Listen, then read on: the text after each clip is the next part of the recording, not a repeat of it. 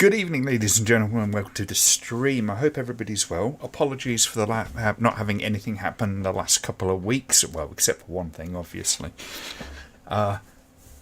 It was fucking hot. What can I say? It was brutal hot. The first week it got up to about 104 degrees Fahrenheit, that is. So it was like kind of like 45 degrees Celsius, and holy fuck, that was just not fun at all. Let's put that can down there. There we go. So I've just filled up my beer.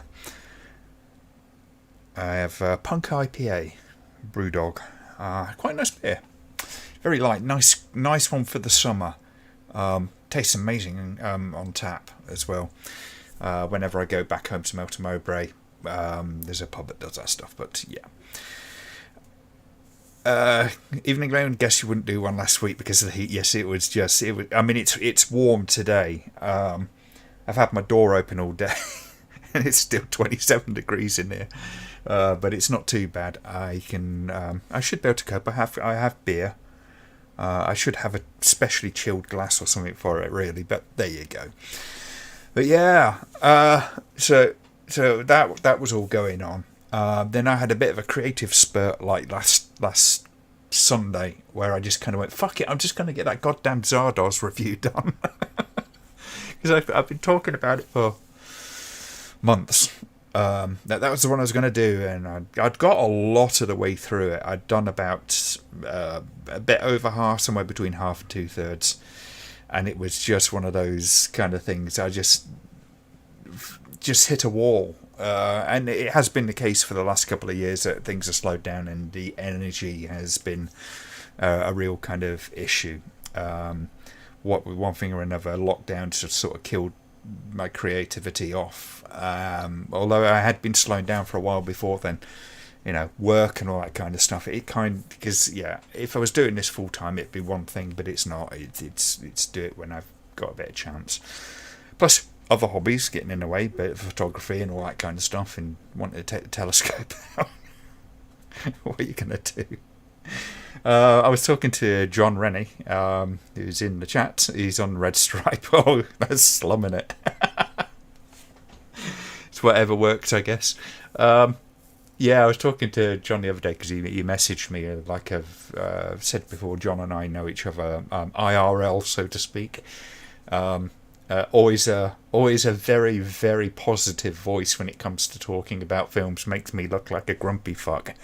When I work, because I have a very, very analytical kind of approach to film, whereas he does have that, but he tends to go with his kind of enjoyment of the films, and he enjoys just about everything, which is wonderful. I mean, I wish I was a bit more like that. I wish I could shut off certain things that get in the way of me enjoying a lot more films, much more than I do. But Zardoz was quite an interesting one to do. It was watch it, ignore your spelling tonight. Yeah, I know that feeling. Zardoz is an interesting one to do because it is a complicated film in some respects. It's overcomplicated, and by nature of that, it sort of shoots itself in the foot. It's just the way of Boorman. It is one of his quirks. And in the review, obviously, I made the allusion towards his similarities in that respect with George Lucas. So, yeah. Kerry, hello, Kerry. Hang on, Glenn. Are you saying you're Waldorf and Statler from the Muppets? You know what? I used to be a lot more like that, I think. I'm a lot kinder to the stuff I'm reviewing these days, I think. In that not that I go easy on them, but I try not to descend into that kind of pit of nastiness that seems to colour a lot of criticism these days. I mean, there's a whole bunch of reviewers, critics, really, that I used to watch. I watch a lot less of, or not at all, just because they went down the whole sort of path of this film's woke, that film's woke, da da da da da da da da, and it seemed to be more and more just the level of the criticism, rather than really kind of getting into the nitty gritty of what was actually broken with the film, particularly specifically. And you know, there's only so much of that I could really kind of take. Some of it is perfectly valid, and then other points you just sort of go, you just sort of like a stuck record on that. So I kind of found that a little bit boring. And if there's one thing that I take offence to, and I don't take offence to much, it's being bored. You know? Which is kind of why I watch the films the way I watch them. Because I tend to find that I get a lot more out of the film when I start breaking them down and trying to figure out how they work and all that kind of stuff. Yeah, it's that's more important to me, and I think you get a lot more ultimately out of the movie. And something like Zardoz in particular is a film that has a lot of things that it's trying to do, but it has so many things that it's trying to do that it takes its eye off the ball, and the writing on it is, to borrow a phrase from Rich Evans of Red Letter Media, sporadically interesting. I think it's a bit better than that, to be honest with you, but I like the phrase. In that, there are fascinating elements to it, but there's so many things that get shoved in there that things get dropped, things go by the by, or just go nowhere. And other things aren't explored as quite as fully or as sharply as they may have been. But yeah, Zardoz is awesome, although I said in my comment on your review, I laughed so much the first time I watched it. Yes, yeah, you know, it's one of those things I commented on the film in the review was, you know, people tend to get, and I fully understand why, it's not a criticism of audience and saying they're stupid, but the look, the production design particularly, is incredibly eccentric. So it takes... it's a little bit of a leap from left field, so to speak, to get past that. And I think a lot of people, particularly with that film, because there's not many people who have really bothered to go in depth with it as far as I've seen. A lot of people don't really get past the Connery in the red bandoliers, and as some people describe it, nappy. I mean, it's a startling image, especially for someone like Sean Connery, you know, because I mean, Sean Connery is such a, just an archetypal alpha male. And to see him in this really odd get-up, which is, you know, not a billion miles off of some kind of high fashion sort of thing going on. You could almost expect a model to be running that down the runway, so to speak. But yeah, rewatched it on Wednesday evening. Connery was not a happy bunny. You can tell from his body language and non-verbal cues. There was a lot of stuff which really pushed him. One of the scenes was the one where he's hauling the cart, and that was because it was physically just demanding and uncomfortable. He wasn't comfortable with that. The biggest one was really the wedding dress. And how John Boorman got him to do that, you know, what words did he use to actually persuade him to do that? That's got to have been quite something. Simon's having a nice cup of tea. Good. I'm having beer. I think I've already mentioned that. But yeah, Zardoz was just... it was an interesting one. It was an interesting one to do, and I think I found a new level of appreciation for the movie by doing the review of it, which is partly why I do it, you know, because finding something special in a movie that's so constantly thrown away, you know, dismissed out of hand like Zardoz, is quite rewarding. Especially when you try to ground it, you know, ground your criticism in what's actually there, justify it, all that kind of stuff. But that's getting into my philosophy of of reviewing and analysis. Yeah, the cart scene was weird, kind of like a rickshaw, but not if you get me. Yes, it was a little bit. It was a little bit weird. I think Connery felt awkward about it, but it was actually physically awkward to do as well. But yeah, Evening Lamp, you okay? Yes, I am, Liam. Thank you. Boorman's complicated. Like, I love him. He pretends to be an everyman, but he's deeply spiritual and humanistic guy, and really shows in his work for me. He's a guy with a lot of ideas. And I think the ideas are a lot clearer in his head because the connections have been made. Sometimes he struggles to kind of put that together. And Boorman has always really kind of struck me as a guy that was never really that comfortable with cutting down ideas. His screenplays often have a bit of a tinge of struggling in rewrites. Because they usually go through several iterations before you actually kind of put it out there. And yeah, I think he is very much like George Lucas in that, you know, he has so many ideas and is very much loath to get rid of any of them. I think even in Deliverance, which is probably one of his most efficient films in most respects, it kind of shows, particularly with that end, that coda, because for me that film should have finished right at the point where they get back to civilization and not have all the hospital stuff after. While there's some good stuff in that scene, it pushes it just that too far, because it is that point that you sort of look at the movie, you go, well, we're done, aren't we? Surely. Yeah, I think because all the energy at that point in the movie has just gone. And I don't think it needed to have any of that other stuff.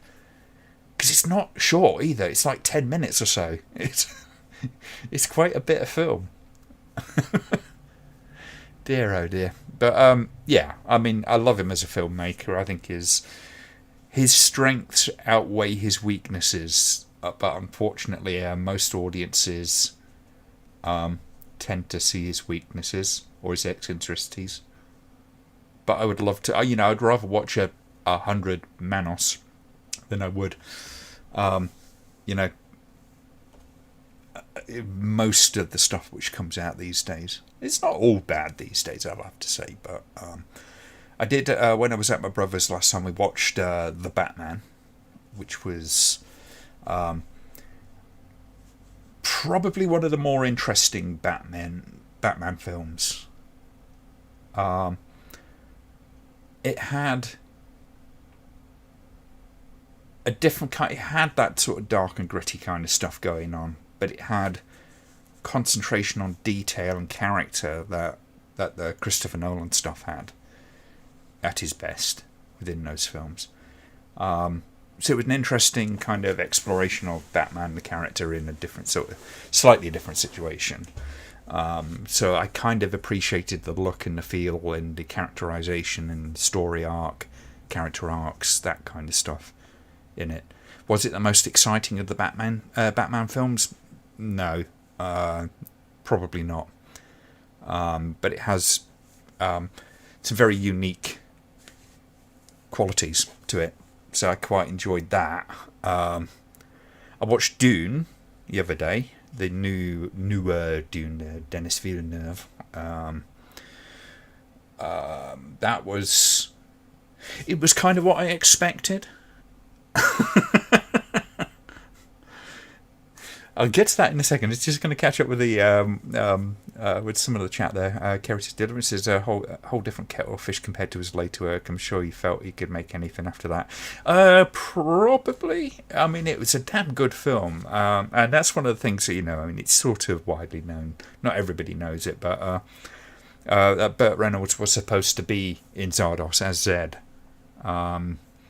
So that would have been interesting, though maybe it's just an Anglo-centric thing, in that Sean Connery was the epitome of masculinity back in the day.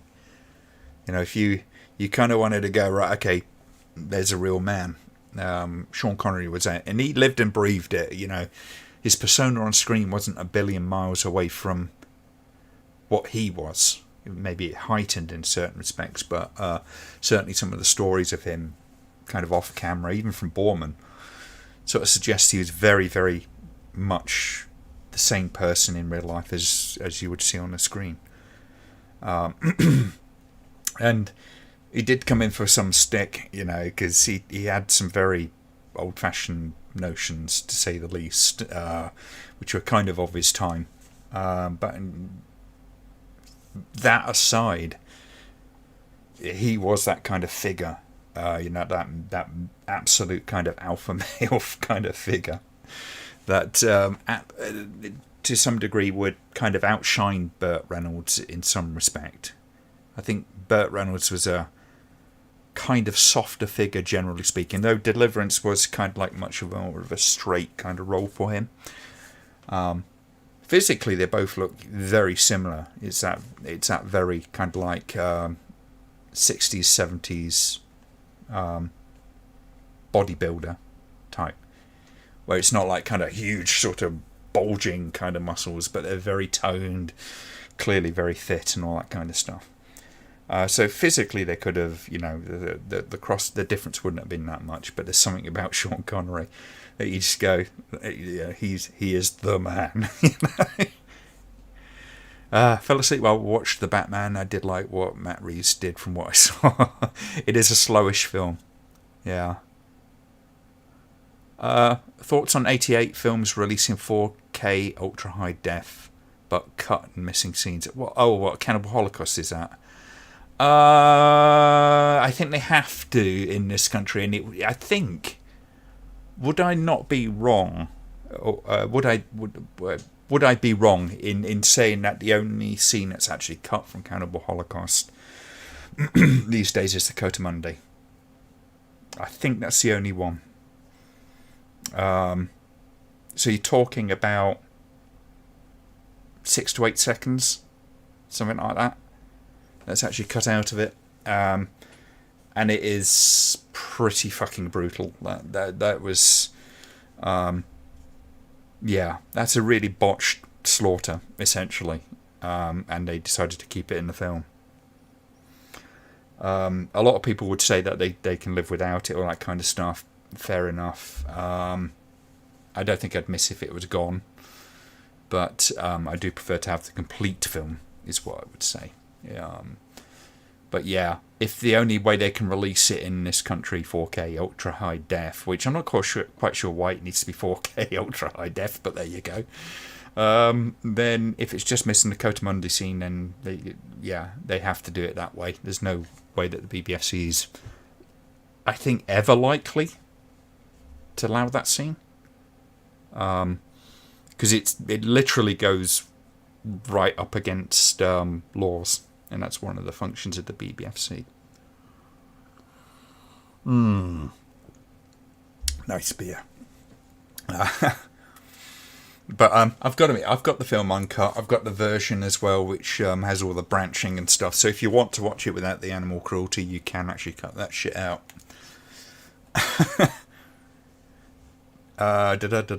You return from the shadows. Hello, Robin's Nest. If that's the animal cruel free like Grindhouse, then that would be okay, says Blue Iris. Yeah, some people prefer it. I'm a bit hardened, I think, in some respects by all the Mondo that I've watched. I still haven't got around to watching it, but I do have, I think I showed it before, Australia After Dark and the ABC of Love and Sex. I think somebody commented on Facebook about it, and I kind of looked it up and went, oh, it's not that expensive, so I've got that to watch. I am wondering if I should do something on Mondo films, you know, kind of freshen it up, because the original What is Mondo, which is a very, very short primer in the Video Nasties, in the Nasties review days. That was like about my second video, I think it was, that I did on that. Might be an interesting one to do. I mean, I've got a few options at the moment. There's a few things I'm kind of looking at. because I think I've got the writing bug back again, which is quite something. And to be honest, the editing process, which is the one thing that's really kind of stuck it in and broke it off over the last few months, was a breeze this time around. I mean, I've tried to streamline and simplify it and try to avoid using as much moving footage as I can, which is a real shame because it really... I love the ones where you can actually show sections, and yes, you're allowed to with fair use and all that kind of stuff, but you try telling that to various people. I mean, I've got 2 or 3 copyright claim issues ongoing at present, including one of the Section 3 ones which got blocked worldwide, and the Blob Retrospective, which has been blocked in America and Canada. So use that VPN, folks, if you want to watch those. But one of the ideas I was thinking about was, because I've been watching Midsummer yesterday. I decided to rewatch it. And one of the ideas I had a few months ago, in fact, was doing something on kind of the newer wave of horror films that have been coming out over the last, 6 to 8 years. So things like Hereditary and Midsummer and Witch and... films like Get Out. I know that's a divisive one, is Get Out, but there's some interesting stuff which is going on in that film, not least stylistically, but a whole wave of films which are sort of run slower. They're much more kind of psychological, sort of character based, all that kind of stuff, which I find endlessly fascinating. But one I think it's likely to be the next one would be basically a comparative study of Suspiria and Suspiria, because both interesting takes, and it's a less used example of when a movie is remade, of actually making a good remake. But yeah. See what I say? It's like Simon liked Get Out. I liked it. I liked it up until the end sequence. So it went basically when he's getting driven away, and suddenly comic relief kicks in. It's been like, what the fuck? Yeah. And then Chris Byron doesn't like it, yeah, and that's all very fine. I find Get Out very original.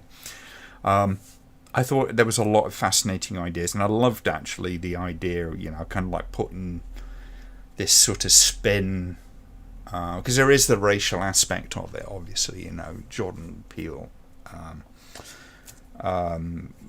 works a lot of that into his works, which is absolutely legitimate as hell, but kind of seeing it sort of takes the audience and sort of positions them behind the eyes of the lead character, which I think is a very illustrative use of that kind of take. Suspiria is a strange film, still classic though. The original is strange. The remake is strange. Yes, it is. I mean, it's supernatural, so it's kind of part of the package. Suspiria, yes, says Blue Iris. So, because obviously I've covered the original previously, because it was a Section 3 title.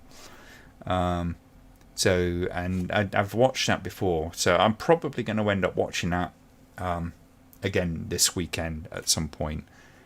I don't know if I need to rewatch the original, just because I've seen it so many times. But I've just got to find an angle on it, and I think I know what the angle will be.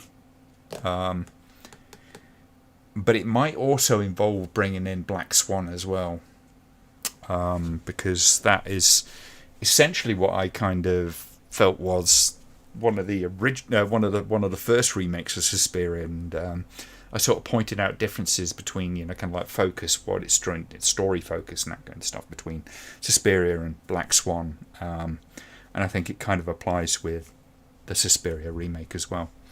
Hello, Kieran. Now thinking about Fight for Your Life now. Fight for Your Life is great. I'd love doing that watch along with Straw. It was so much fun. And a big surprise, so that was Newt. Down to Newt. Going again, I know the director, I can put you in touch with him. It was like, oh fuck, okay. And it was a real scramble on that one as well. Need to watch Black Swan again. It's a pretty decent film. I think there's a lot of great ideas in there. And it's kind of the sort of horror that kind of appeals to me more. And it's the reason why I kind of, often talk about, the Friday the 13th later ones and the Halloween's the later ones that I've got very little to no time for. To be honest, it's like, I kind of looked at them and I got hold of pretty much, I think all of the Friday the 13th and all of the Halloween with the kind of idea of actually doing a sort of series retrospective and kind of trying to craft a 1 or 2 or 3 part video just encapsulating the whole thing.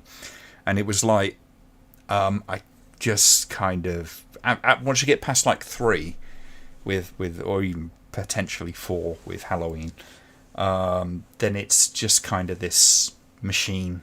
It goes through the same kind of motions. They try to add new stuff, but it gets increasingly ridiculous and less interesting. Same with Friday the 13th. In fact, one of the most reviled one is the one where Jason's not actually in it. You kind of like it's somebody emulating him, and I can't remember which one that was. But yeah. Have you seen The House That Screamed? It was main inspiration for Suspiria. I haven't, but I should watch that. We'll be checking out the new Welsh horror film, The Feast. Saw it last night. Really impressed. We'll be checking out. I had no plans to, but it would be kind of interesting to have a look at. Yeah, why not? Slap it on Ramblaholics or something like that. Not the film, obviously, but put a nod to it, and I'll have a look. Anyone see Lamb? No, I've seen Pig. I saw Red Letter Media's review of Willy's Wonderland, and when I watched Willy's Wonderland, I kind of was umming and ahhing as to whether or not I liked it. There's bits I like about it, and it's quite a joyous sort of Nick Cage thing. But if you're used to that kind of Nick Cage, and Pig is completely different. And it's actually quite a touching film. It's Pig, and it's interesting to see Nick Cage actually kind of acting a very straight role for a change. Friday Part 6 is best by far. Part 5 is the copycat one. Oh yes, thank you. They all kind of merged together for me. Yeah, sort of Halloween, and it goes into like kind of like, I mean, how many times has it been restarted? They go, oh, we're rebooting or a reimagining or this kind of stuff. Or we're kind of like ignoring the previous episode or the previous 2 films, and it's done that like about like 2 or 3 times, and it's ridiculous. So most of them don't really kind of stand, if you know what I mean. Not as part of a franchise. First Halloween, the second of classics. Favourites still 3 and 4 as I grew up with them. Yeah, that's a big thing, isn't it? There's plenty of films that I love that I love because I grew up with them. That are objectively not that great. But yeah, it is a big part of it. And that's not I would not diminish that. It is. It's part of our experience of film. Sometimes you bring. Well, all the time you bring a certain amount of yourself to a film, and how you relate to it. I just tend to labour over them quite remorselessly to do that. Ah, dear, oh dear. Soft spot for New Line's Friday the 13th movies, batshit crazy in a good way.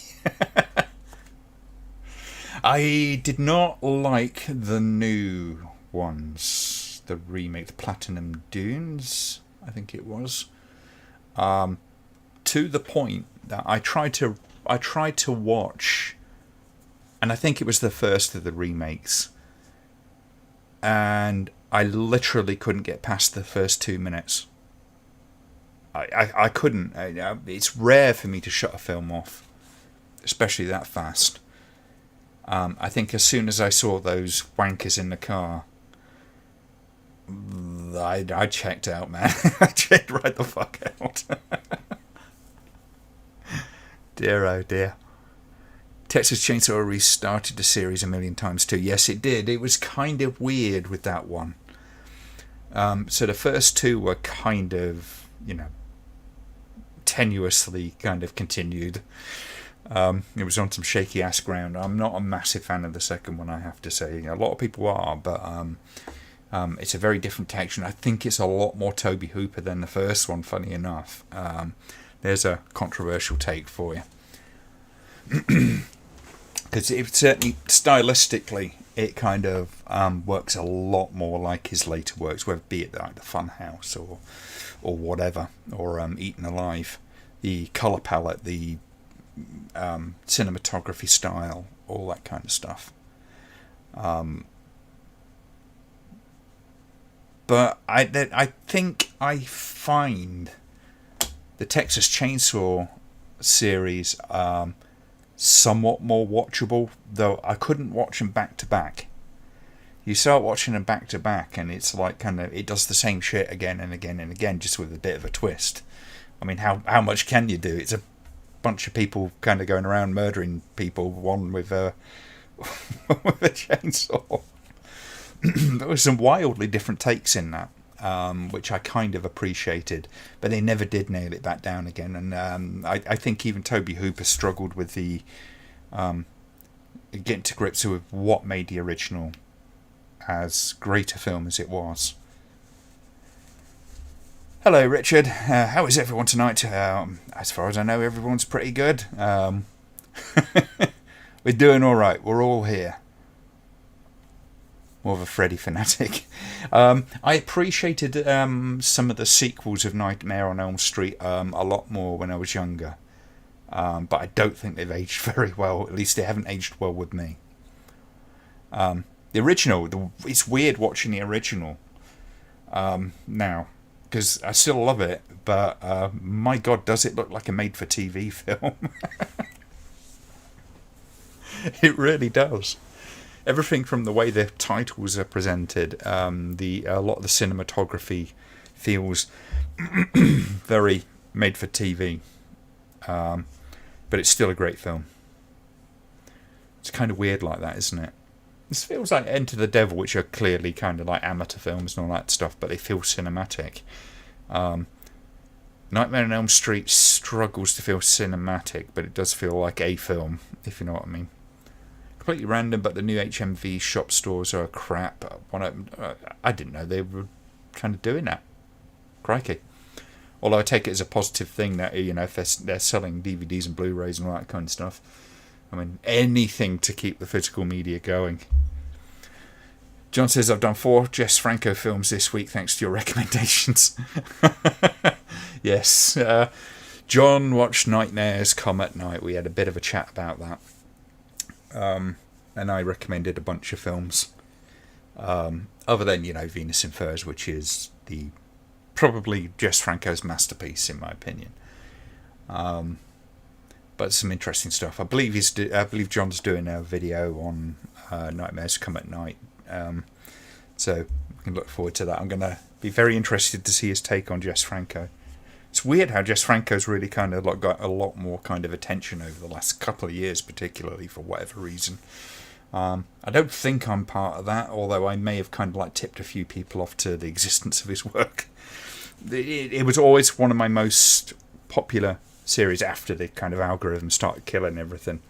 The Jess Franco stuff would pull in a few thousand, where the others would pull in 500 to 1,000. They're quite astonishing. Watched a new 24 film yesterday called Men. Enjoyed it. For an hour it was the usual A24 thing, and then for the last half hour it went a bit mental.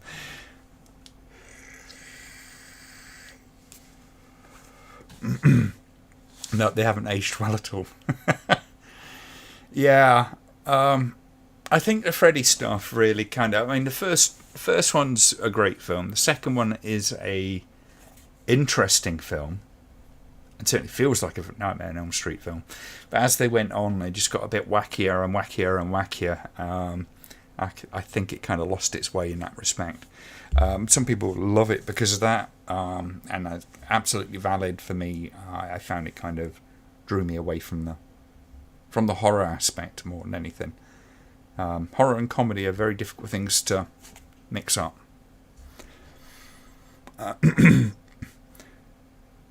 There's a channel I stumbled upon that has some of Franco's movies. All are English dubs, I believe. Oh, okay. You'll have to point us in the direction of that, see if there's anything I need to see.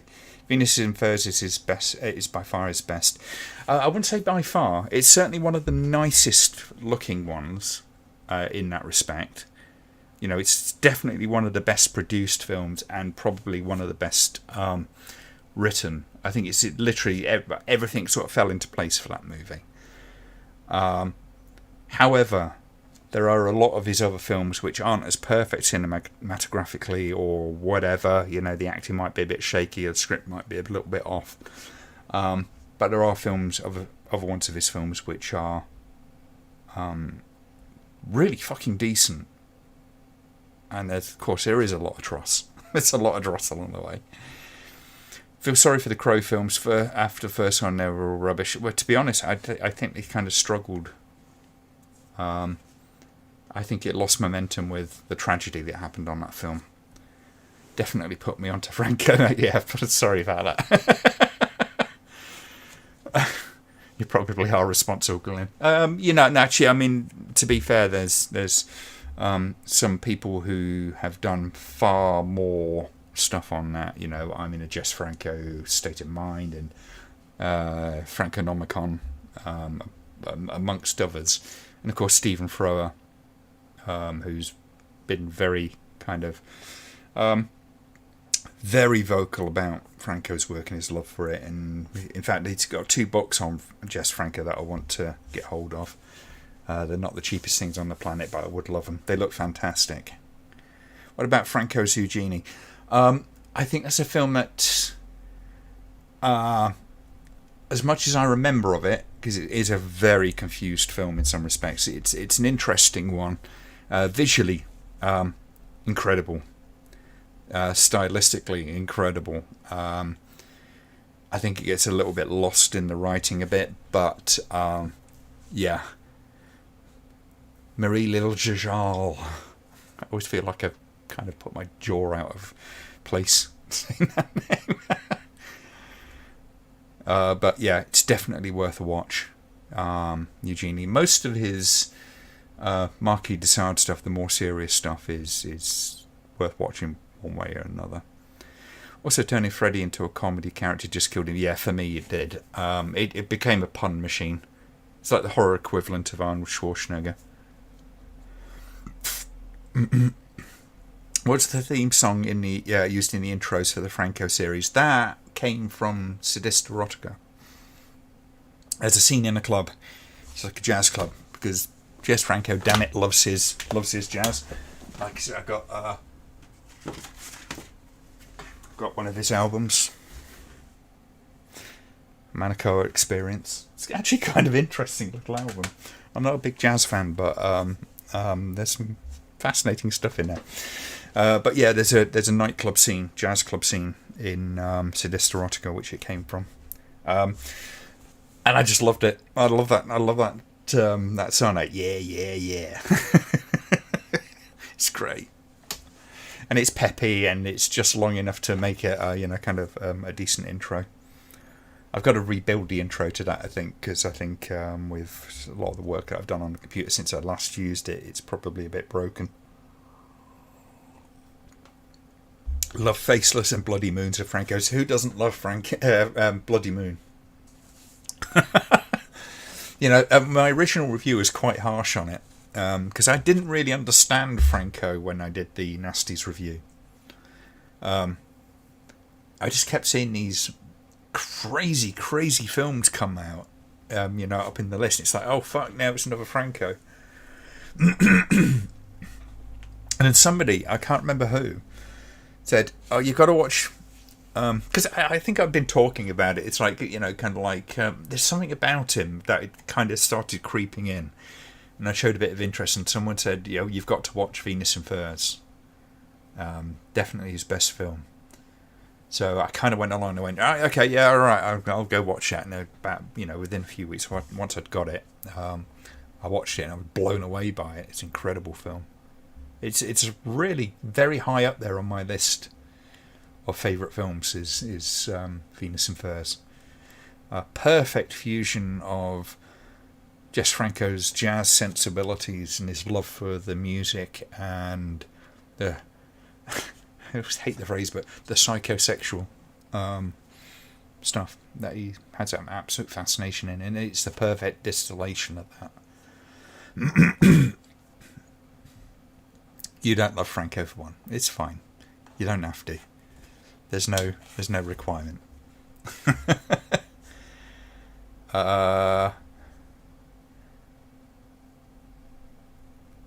Bit more of a lenticular guy.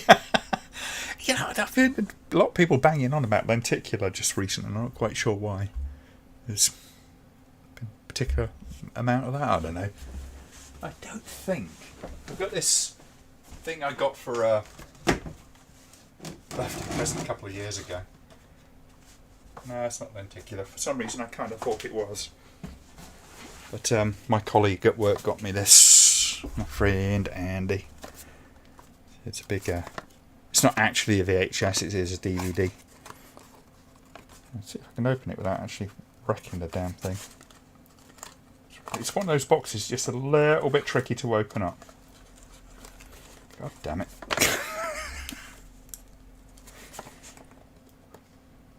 Just getting in there. There we go. So it comes with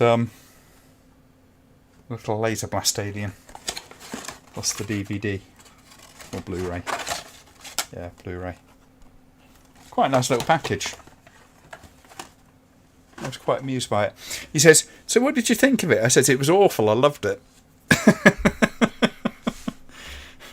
Has anyone seen Dorian Gray from 1970, produced by Alan Towers, directed by Massimo Dallamano? No, haven't, unfortunately. Oh, come on, Bloody Moon, surely you could sing Shake Your Baby on karaoke. Yes, I would love to see that. I'd pay good money to see that. Nightmares Come at Night feels pretty special. It's obviously no budget, but he has creative freedom. You can tell some of it is fragments of other movies, but it's got a great nightmare quality. Yeah, Franco often had to resort to that. Sometimes he chose to resort to that. There's one movie that he made like about an extra 20 minutes or something like that for a film that was previously made. And so basically it was this old movie of his with this new footage kind of spliced in because he wanted to kind of flesh it out where it needed fleshing out. Because originally they just sort of cut it down for commercial reasons. Franco's love for jazz and swinger lifestyle has really influenced his directional style, improvised, organic, and a focus on beauty and life. That's a very poetic way to put it. Yes, when he's at his best. And that doesn't necessarily mean he's produced the best film, but when he's very engaged with the projects, that is certainly the case. One of the weirdest films to watch of his is We Are 18 Years Old. That is a very strange film for a Jess Franco film. It starts off like a real kind of full-on comedy, very zany and all that kind of stuff, and it gets fucking dark towards the end. Always a fascinating guy. Oh, Laser Blast! I had the US one sheet poster for that film. Yeah, I don't know why he got me that particular film, but he knows I'm kind of into these kind of films. I chose to leave the figure in the box. Not that I think it's going to be worth anything, but yeah. Just saw a trailer for Faceless. Looks interesting. Give that a watch tonight. And his only film I've seen is Bloody Moon. That must have cost a bit. I don't know. It's probably about 20-30 quid. That thing. I don't know. It was very sweet of him to get it. It was funny because when he gave it to me, and I kind of like went, "Oh, okay, right. I'll go away and watch it." And the next time we met, and I did say, he goes, "Yeah, what did you think of the film?" Because my friend Ryan was there as well. I says, it was awful. It was terrible. Ryan kind of looked at me all shocked and says, yeah, I loved it. Because, occasionally you just want to watch a bad movie. It's a pretty bad movie, but it's fun with it. And that's sometimes all you need, is the film to be fun, different in a way, and not to be so cynical towards its audience that it just goes, oh, we're just going to slop this garbage up for you. Why did Alan Towers stop producing Franco's movies, by the way? Was it a falling out, or did they go their separate ways? I honestly don't know. I'm not entirely sure. They seem to be close enough that Harry Alan Towers' wife was in a lot of the Franco films, and often very naked. They did several films. So, but I don't think that was a problem, as far as I know. Or whether they just... Because the problem with Franco was he got a reputation. And I don't know whether or not it was before Harry Alan Towers, or whether it was during, or whether it was after. Excuse me. Which made it very hard for him to sell his films in Britain, which is why he had so many pseudonyms. So, I don't know.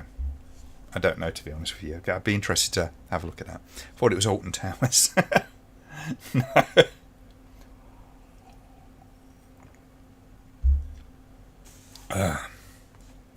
Because Franco's... You're relentless, Simon.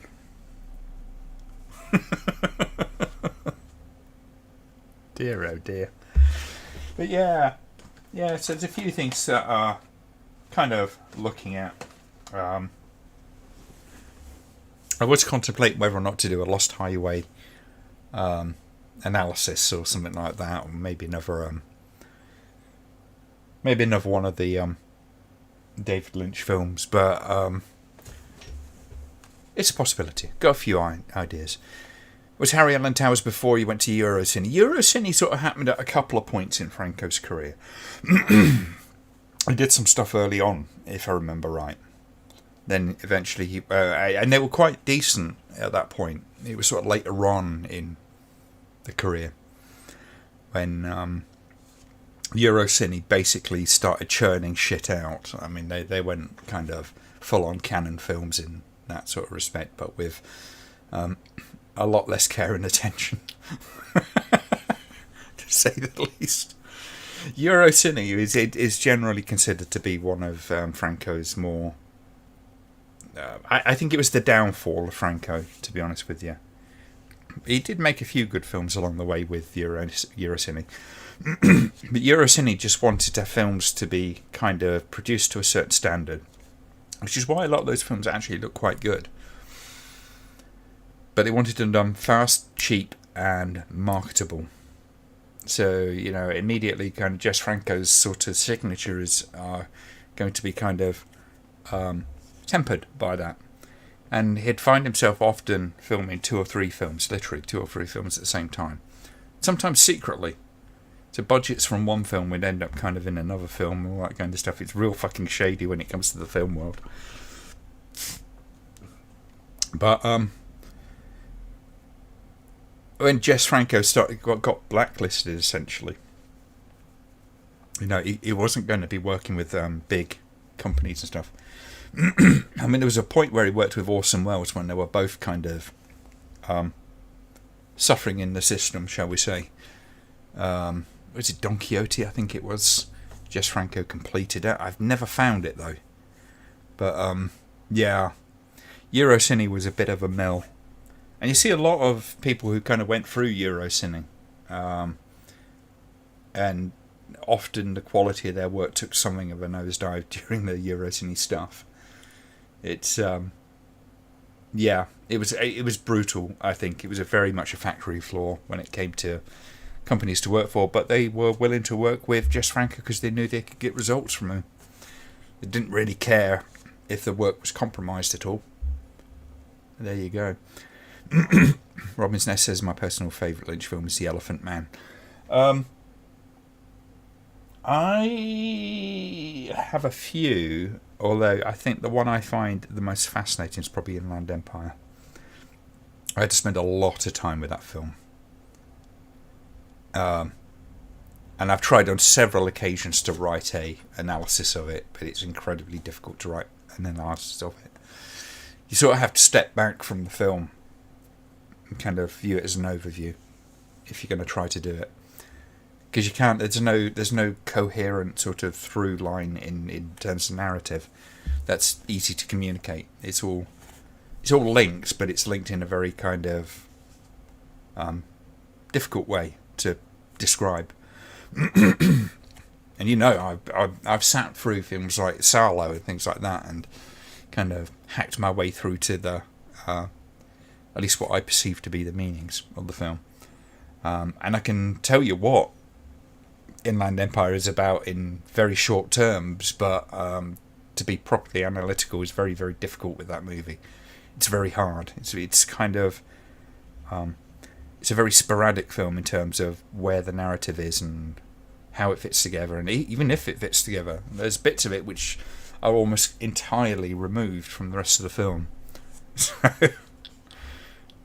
it's a tricky one. Jean Rollin ended up making a Eurocine film movie or two. Yes, he did. Yeah. Zombie Lake is or Zombies Lake. It depends which. Had so many titles for that one. Just going to grab another can.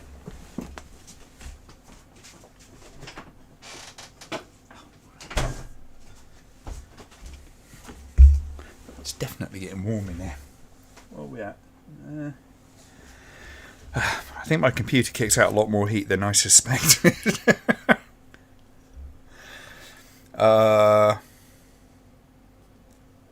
Blue Velvet is a good choice. Definitely one of the more... I know it's a weird thing to say. It's one of the more grounded. Lost Highway is a great film, but it's one of those I've always found it... The two halves don't really butt up quite properly. So it's almost like you got two different films, and I've always struggled with that join between the two kind of ideas. And I understand where those joins are, but I just don't feel it as much. But it's still a hell of a watch, absolutely. Are we having a film tonight? Not tonight, but we will be tomorrow, and it will be Beast with a Gun tomorrow, or Street Killers. As Kerry found a copy of it, somebody did find a channel with a fuck ton of movies on, which might be interesting to have a look through.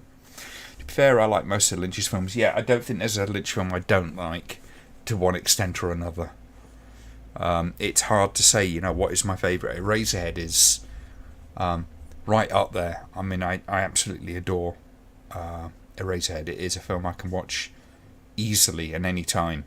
In that respect, it would be my favourite rather than Inland Empire. Inland Empire is a bit of a slog in some respects. But when I'm feeling more kind of, I want to be challenged, then Inland Empire is the one for me. Then she did Eraserhead. That was it was quite controversial back in the day, but a lot of that's to do with, well, particularly in Britain, there's a historical thing with the BBFC that they're just not very good at art house.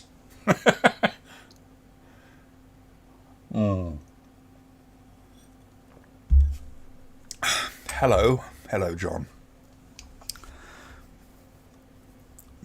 I haven't seen that for a while. Yeah, it's a great film. I know that was the one that Josh Hadley got me and kind of involved, and I filmed in my theatre, and I dressed the theatre to make it look like a cinema. I say I dressed it. I put a lamp at the back, out of shot, pointed it just off of the camera, so there was a little bit of lens flare coming from it, and backlit myself with it. And I got a bunch of lights with some what's called Congo Blue, which is Lee Filters 181, which has a kind of a pseudo UV kind of effect. It's a very deep blue red. It looks blue when you kind of like first look at it, but like a very dark blue. But when you light it, it's got a lot of red in it as well. And I just shone that at the seats, and it just made them sort of pop. It looks really good, actually. I just wish I'd done my hair a bit better. I had some wild fucking hair that day. I'd been busting my ass kind of like filling and sanding the stage and repairing all that kind of stuff. So I'd been on my hands and knees all day. Jumped in the shower. Just had enough time to get dry before we kind of turned the camera on, and I answered the questions that we kind of had pre-prepared. Talked on camera a bit and then sent it off to Josh, but my hair was all because it had literally just been washed about an hour before. It's a bit of a mess. But huge fun to be part of that thing. I want to do something again with Josh, but it's figuring out what and when, you know. Still can't believe that BBFC allowed Salo to be released back in the early 2000s, ahead of a lot of tamer films. I don't think they were so concerned with Salo. Salo kind of probably was refused more to do with a lot of the reactions that had been surrounding it beforehand. But it's a Pasolini film for one thing. It's clearly an art house film for another. You know, it's a foreign language film, so they'd kind of, especially by 2000, they'd kind of chilled the fuck out a little bit by that point. And they kind of went, you know, it's, I think they usually use the phrase, it's lost a lot of its power. I would disagree to an extent, but because it's obviously quite a dated film, I think people, they kind of felt people would be a bit more removed from it than they were previously. It's a fascinating film to watch the censorship history through, because not so much in Britain, but in Australia. In Australia, the censorship history of Salo is mind-boggling, to say the least. I highly, highly recommend that you kind of have a look at that. I wouldn't mind, actually. I might even look into the history and try and document it. That would be an interesting one to cover as a bit of a revisit to one of the hardest videos I've ever had to make. I've watched that film so many fucking times back to back. It was unreal. Very difficult thing to write about. But it's getting past all the nastiness and trying to figure out what's actually happening in the movie. You'd love to be a guest on my stream again sometime. Yeah, absolutely, Simon. We'll figure something out. Yeah, contact me on Facebook at some point. I mean, I'm looking to do something again with Kerry at some point, hopefully fairly soon. Likely, I think, when things cool down a bit more. Because the problem with me doing a lot of this stuff is I end up having to wear 2 sets of headphones. I've got like a tablet, 3 screens, you know, and there's a lot going on. And if it's hot, it's really uncomfortable to do. But when it starts cooling down a bit, let's definitely do something. Whether it's a watch long, whether it's just chatting about a subject, I think, you know, that would be kind of cool. Seashell and the Clergyman, that's the movie I was thinking of. I'd never heard of that. The Witch Who Came From the Sea is what that kind of reminds me of, that name. That is a fantastic film. I love that film. I've got to see if I can find a nice release of it. I think Arrow did a good release of it or something. I would like that on Blu-ray. It's interesting because, I mean, that is one of those films that is very social politics inclined, shall we say.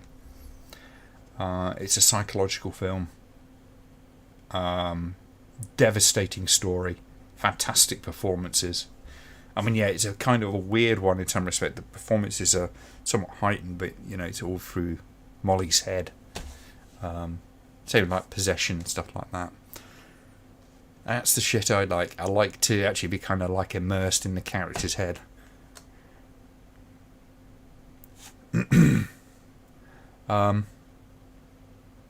BBFC has made some unusual choices over the years, yes. You could maybe call Salo an art house style. Yeah, it is. You know, in some respects. Foreign language film of a niche authorship origin. Yeah.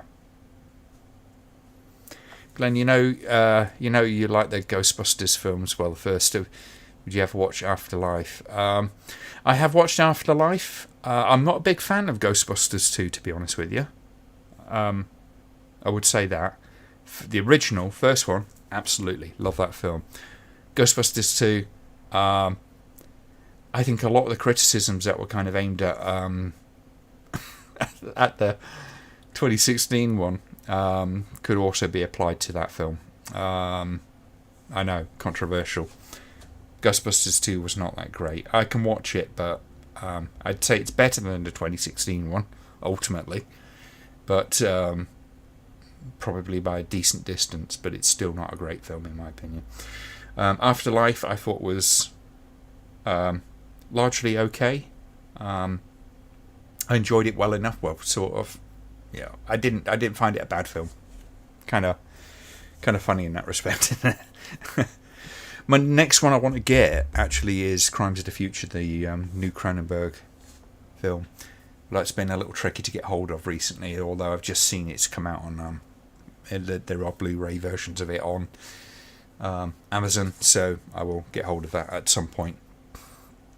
BBFC were always more lenient on art than horror. If they felt there was an artistic value to the horror or sex, particularly when it comes to sex, then art house, yes. Yeah, there was a lot of snobbery when it came to the BBFC. And this is right back from the day, but it persisted through Trevelyan and Furman. Them two in particular. Trevelyan went to basically fend the police off of a screening of Andy Warhol's Flesh in Soho. They raided it thinking it was obscene, and he went down there. He says he rushed out there in his dressing gown and stuff like that. I don't know if that was the case, but because it was an art house film, they recognised him, the director, as an artist. They were much more willing to support that than they would be Debbie Does Dallas. I'm just missing. Kind of funny that the guy that did Witch Came From the Sea later did Gorgeous Ladies of Wrestling. Yes, it's a weird one. Would love it if he did Jodorowsky, Santa Sangra is...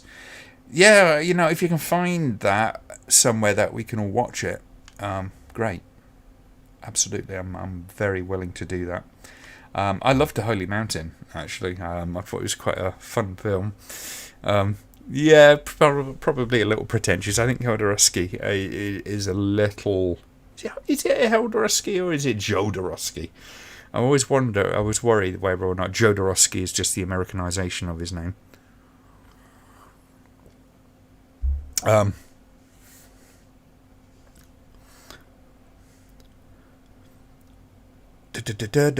Sorry, just checking the comments that I've missed because I've been rabbiting. Well, it's kind of my job here, isn't it, really? Always think the scene in Salo where they catch the boys is a little goofy. I didn't get that myself, but yeah, okay. Better than 2016. That's a pretty low bar. Yes, it is. I mean, actually, the 2016 film, I've always said I found it just very meh. I didn't think the humour was particularly interesting, but it's that very kind of American SNL humour, where if it's funny, it has to be said really loud. And there's plenty of the SNL crowd that do that kind of stuff. The guy, oh god, what's his fucking name? It's gone out of my goddamn head now. I think it's Steve. He's from The Office. He does a lot of that shouty humour. It's like, yeah. Oh, I'm going to say it's a funny line, but got to say it loud because, if you don't say it loud, the Americans won't fucking understand it. Now, Sweet Movie is an art house film. Well, it kind of is. It's bizarre, but yeah. Oh, and I've got the Criterion version of it up there. It's one I've been tempted to have a look at. But it's a very broken film. It's not the film that they set out to make. oddly enough. Like you say, Gary, you to understand the film. It has its usual madness. Yeah. Always annoyed whenever Ghostbusters is mentioned. The original 1975 TV show is never mentioned. Well, it has very little to do with it, doesn't it, really? I have seen little bits of that. It's very weird. I'm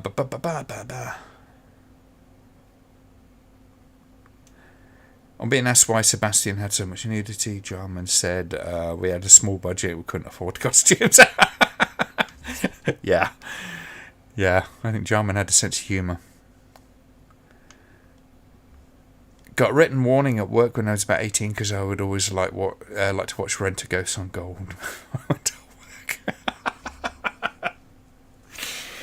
Terrible behaviour. I'd like to see a Marvel big screen version of Rent a Ghost. I think that's next. It's not too many of the Marvel films that are due to come out that I'm actually that interested in. I think I've probably gone back to the very early days of the Marvel films where it's just like the occasional one I'd be interested in. Multiverse of Madness was fun enough. It's a very Sam Raimi film. It's literally just watching a blend of Evil Dead and Marvel. It's kind of bizarre, but fun. Enjoyable enough. And that's actually one of the characters I've kind of enjoyed the most. Because, Benedict Cumberbatch is just perfect for the fucking role. Don't think I'll watch Sweet Movie. I've heard it's got some very objectionable material. Yes, it does.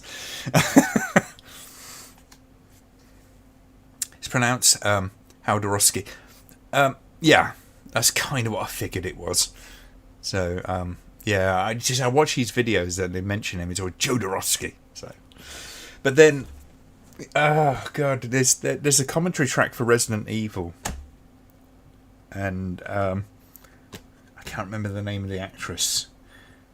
She's constantly referred to Mila Jovovich as Jovovich. And Mila Jovovich just goes, "It's Jovovich! How hard is that?" About 5 minutes later, she's back at it again. Never really got to the whole Marvel thing. Superheroes don't really do it for me. I've enjoyed the first, 3 phases. It's had its highs and its lows, but there were some great films in there. And an interesting character arc, but I'm not really seeing too much in the current lot that's particularly interesting. So the problem is, now because I won't be watching, now they split it like the TV and the film sort of side of things. They expect you to go to Disney Plus and watch all the goddamned TV series to get filled in, and sorry, I'm checking out on that. Fuck that.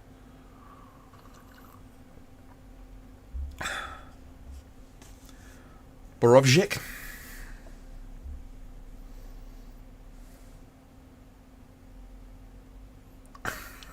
Tell me if that's anywhere close to. Speaking of Jarman, the Devils would be a fantastic one to do to review. You know what? That's not a bad idea. That's not a bad idea at all. I will consider that. That might be quite a nice one to do because it's relatively straightforward. The problem with doing reviews of it's not so much Suspiria, but Hereditary and Midsommar is that they're complicated. Not in terms of what the story is, but kind of how the story's told and what is actually kind of running under the surface of the story, if indeed there is that much. She-Hulk was meh. Didn't need the feminist bullshit. Hollywood tends to go a bit over the top with that shit, doesn't it? See, I've always found the more interesting stuff when it comes to any of that to be films like The Witch Who Came From the Sea, or even Possession when it comes to kind of sexual politics, because they do it in an interesting way and it's not condescending. And that's the worst thing. I think that's a lot of the origins of where the friction comes from is that Hollywood just does not know how to write a piece that is discussing issues. It's never discussing, it's always telling. And if you're against it, if you take against it because you don't like being slapped over the fucking knuckles for something you've not necessarily done, then I think that's where the irritation comes from. And I fully understand that. And it's boring. Michelle Rodriguez, thank you. The Witchfinder in the Devils looks like one of the jokes.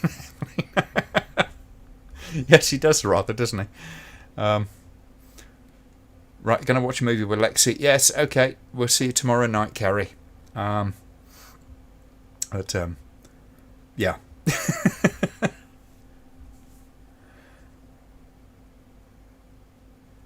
That's right, yeah. It's been a long time since I watched that. I mean, of the Resident Evil films, the first one's about the only one I kind of enjoy, and it's even then, it's a bit of a dumb movie.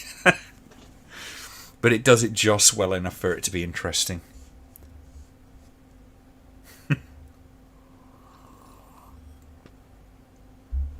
Oh, they think they're being clever and out there, but it's stupid and patronising. That is the worst thing, though, isn't it? Is patronising your audience. Talk to them. When you have a movie like Possession, which is, and I had the same sort of shit in some respects in terms of the response, because everybody's primed against these ideas and these words, and it says essentially Possession is a misogynistic film. I kind of went to some pains to explain that that's not meaning that the film is worthless. It's not meaning that you shouldn't watch the film. It's more a case of, in fact, it's entirely a case of understanding where the film is coming from in terms of storytelling. And it's doing it quite deliberately. This is why the female character in it is presented how she is. Not because the film is saying, all women are bad, but it's because the character that is telling the story, the point of view character, hates women. So, when you understand that, a lot of the movie kind of falls into place. A lot of the wilder kind of images start to mean things, rather than just be this sort of weird kind of, oh, she's fucking an octopus. What's that about? It is not a monster movie. The monsters are entirely in Sam Neill's character's head. That's how he sees her bit on the side. The man that she's cheating with. He looks at that person and it's an alien, a monster. How dare she, how can she? And how can he?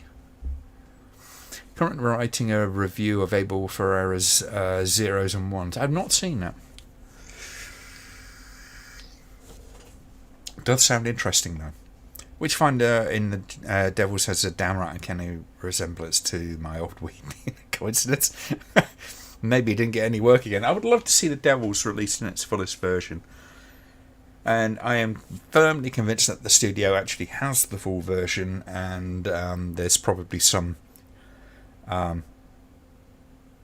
nefarious reason as to why they're not releasing it. Because the Catholic Church is perfectly happy for it to be released. Is I Spit on Your Grave a subtle feminist movie or an exploitation? It's a bit of both. I've always described I Spit on Your Grave as the first half is a feminist film. Potentially. The second half, not so much. It's an exploitation. It is that old cliche of it's a film with two halves. It's not to say that the second half is bad or anything like that. It's a really fucking great film. I love I Spit on Your Grave.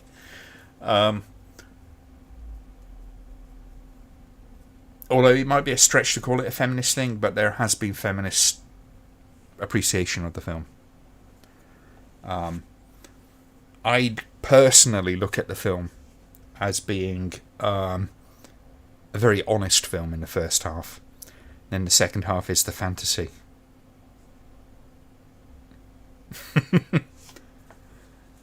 But there has been there is an article in the Video Nasties Freedom and Censorship in the Media book that I've got, which is written about that, talks about it. It's kind of interesting. So what I find funny is how plenty of people give Ms. 45 a pass, even when it's even more anti-bloke than most modern tosh. Sometimes a film just needs to sit and mature, or kind of like, or rather, the audience need to digest it.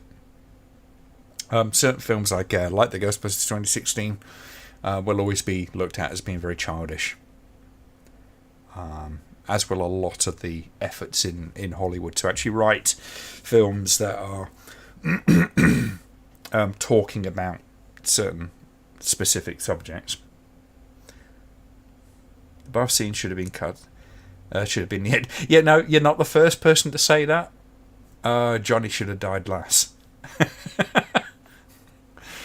I'm not quite sure why they chose it. I mean, Miyazaki is not the greatest filmmaker in the world, but he did a lot of stuff right for that film. And partly it was the limitations, I think, of the film's style and all that kind of stuff. It was also to do, I think, as much to do with the fact that it was based on a personal experience that he had and his reaction to that experience. Warner's UK and BBFC have no problem with the rape Christ scene to be put back in the Devils. It's Warner's US that won't let it be. Yes. Yeah. And I don't know why. Nobody will say. But Warner's US just needs to pull up their big boy pants and get on with it. They really do. Ghostbusters 2016 was just unfunny. Yeah, it's a very specific type of humour, I think. Not the kind of humour that I particularly enjoy. Actually, barely touched upon Ferrera's work. Got to watch Driller Killer and Bad Lieutenant. I have the Arrow Blu-ray of that, which is quite nice. Driller Killer is actually at the heart of it. It's essentially Oedipus. It's based on classic. It's quite fascinating in that respect. And yes, it's grungy and stuff, but it's kind of supposed to be. It is that music that goes on in it. It's very easy to dismiss it as this sort of discordant wailing and all that kind of stuff. To a great extent, it is. But it's kind of part of the character of Reno. It's a fascinating film in that respect. For such a lo-fi, grungy film, it's got a lot of stuff which I find absolutely fascinating. Warner's just stupid not giving the fans what they want. It could be laziness. It could be that there's one person historically at the company that's taken against it and is just dug their heels in. And maybe even written the film into a legal kind of limbo. I think eventually it will come out. The film that I think will be the most interesting to see if it ever comes out will be The Day the Clown Cried. It's going to be available at the Library of Congress in the next few years. But whether or not you'll be able to kind of watch it if you're not an American citizen, because you might have to actually go and visit.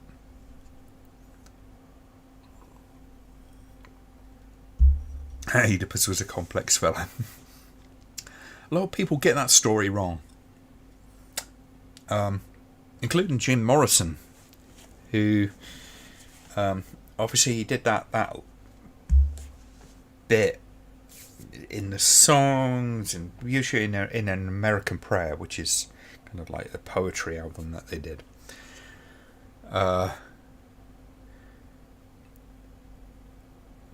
This is where he goes, "Hey Dad, I want to kill you. Mum, I want to fuck you." And that was not what Oedipus is about. It's not even really what happens. It's actually a fascinating story, but it's typical Greek tragedy in that it's all about fate.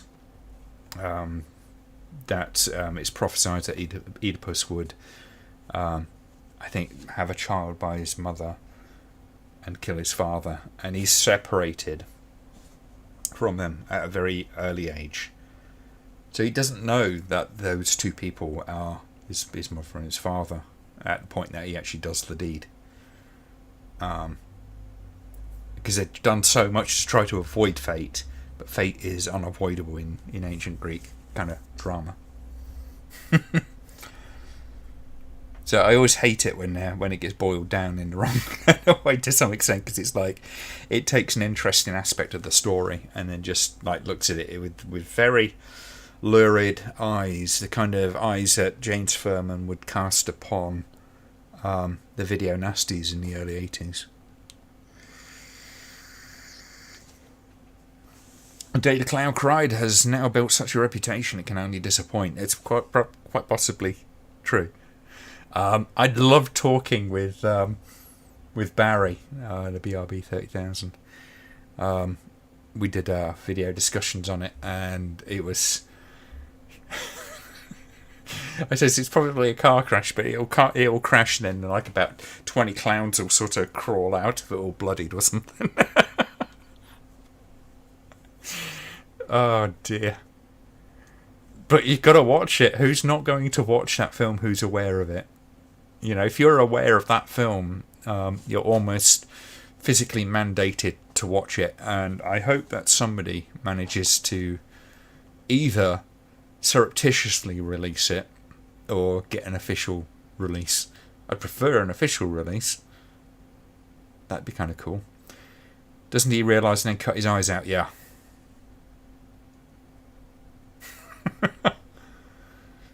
It's a tragedy, but yeah, it's ancient Greek shit is like kind of real fucked up.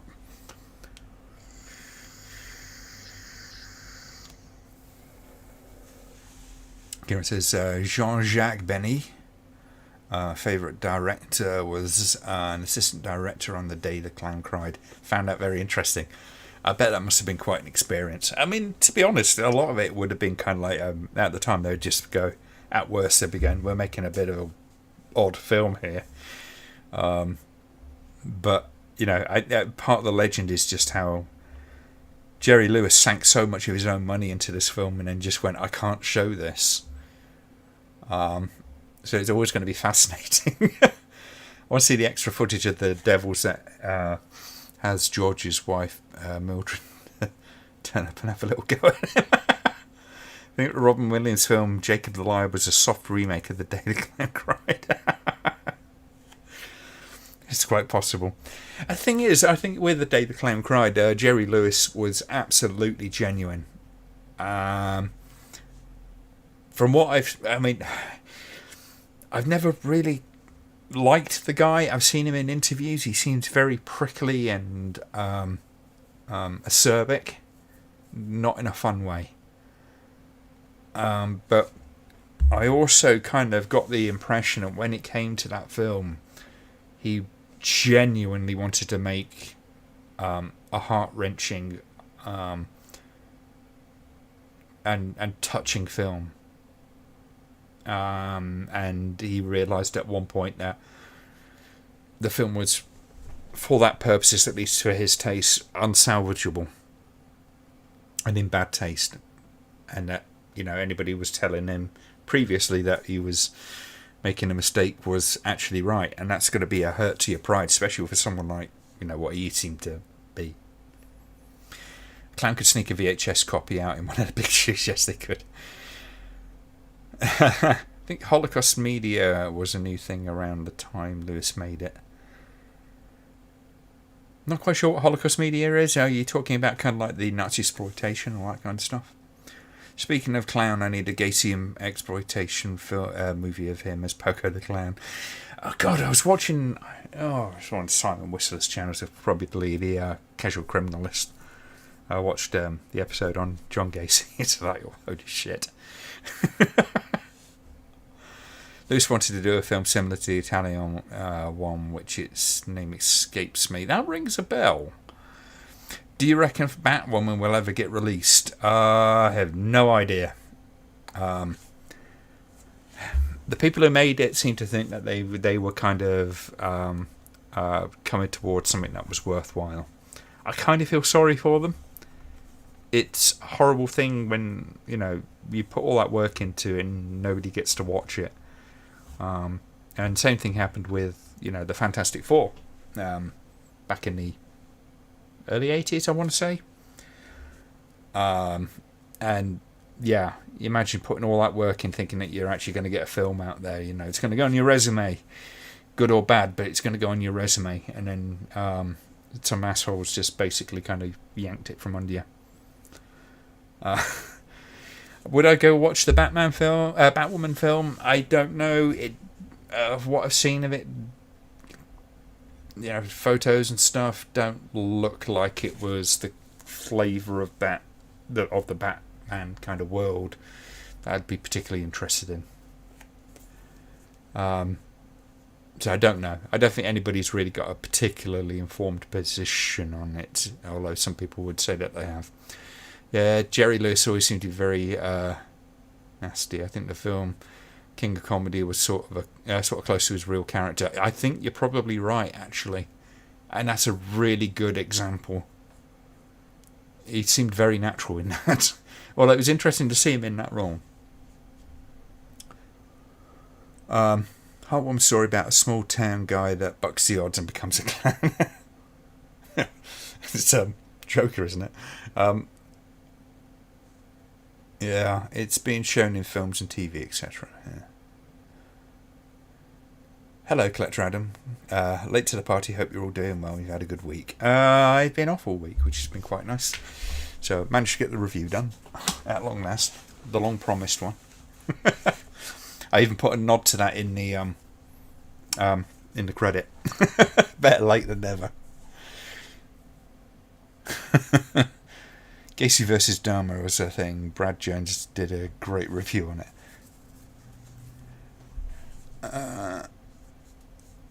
Yeah, we're all good. We're all good. Yeah. Oh, blimey. The day the clown cried. Fucking hell. That is... It's a must-see. I don't see how anybody could not want to see that, having heard of it. Jeremy Renner in the art house film Dharma gave another great performance. I think Jeremy Renner is... I've always found him quite a charming actor. He is one of those actors that, doesn't stand out particularly, but is just kind of a nice presence in a film. What am I drinking? I'm drinking Punk IPA, Brewdog. Will you be watching your review after the stream? Oh, will be watching your review after the stream. I hope you enjoy it. Doesn't help that Lewis's character in the Clown Cried is dork.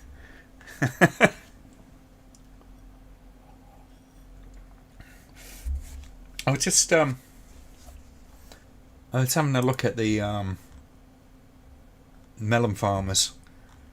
There was something about Gestapo's last orgy. It was a while back. Somebody had posted, I think, in Ramblaholic a while back.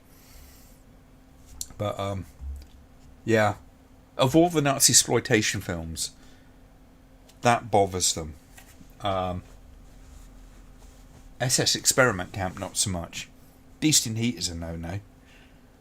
It just goes to show how kind of wildly inconsistent the BBFC can be with those kind of things, because Gestapo's Last Orgy, I think, is actually one of the more serious ones, for the most part. It does kind of step its foot, it dips half a leg into the kind of exploitation end of things, but it's got a fascinating sort of character arc in it, but they did not like.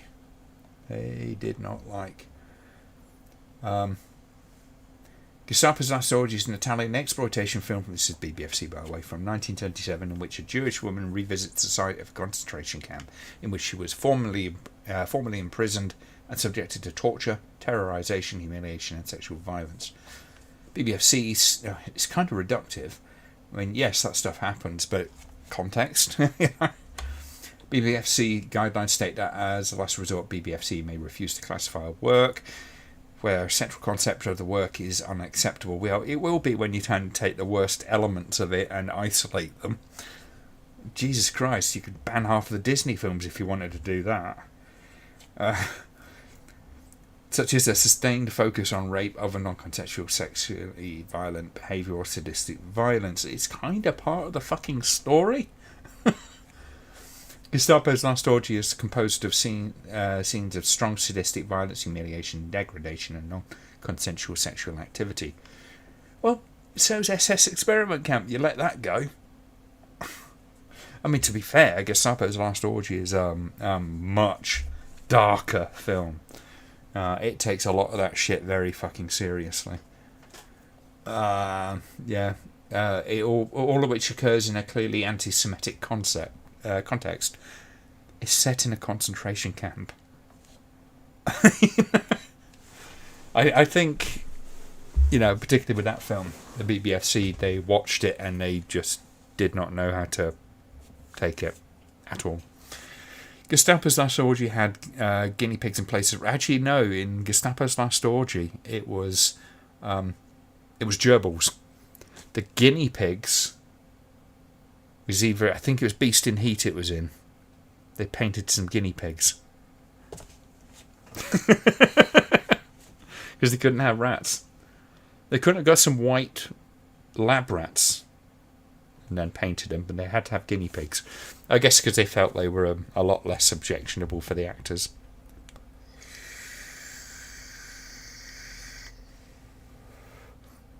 Is it the title? It's very outrageous. Yes, the makers of the film did not help themselves out with that title, did they?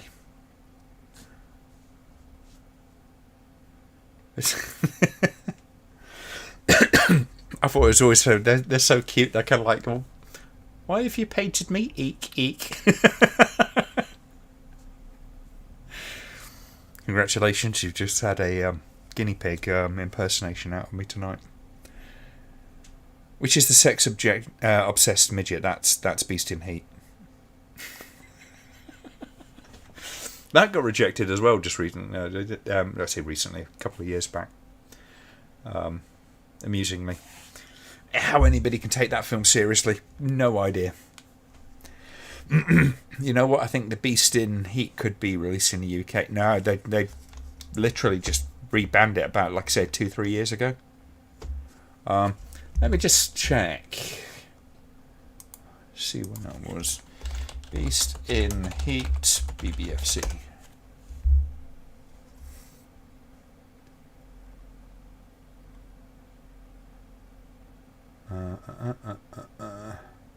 Might have to look at IMDb.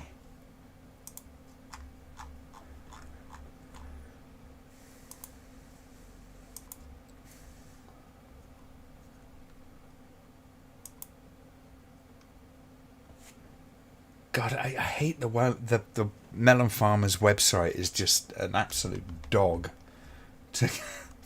I really, really, really wish they would modernise it. They just do not make life easy. It's all a bit HTML. Somebody had previously kind of went, oh, it's kind of fitting. It's like, is Fight for Your Life still banned? Yes, it is. I think somebody tried to re-release it. I think the BBFC said, no, you can't, because it's just, it's pretty brutal with the language, and that's the thing that they picked up on, was the language. There we go. Finally found it. I had to go banned films and scroll down to find the goddamn thing. I really wish they would get their shit together. Oh no, let's get Gestapo's Last Orgy. What am I talking about? Hate Crime. No. Love Camp 7. Yeah, that got rebanned. Let's have a look.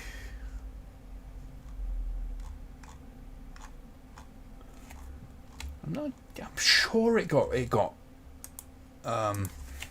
Beast in Heat and BBFC.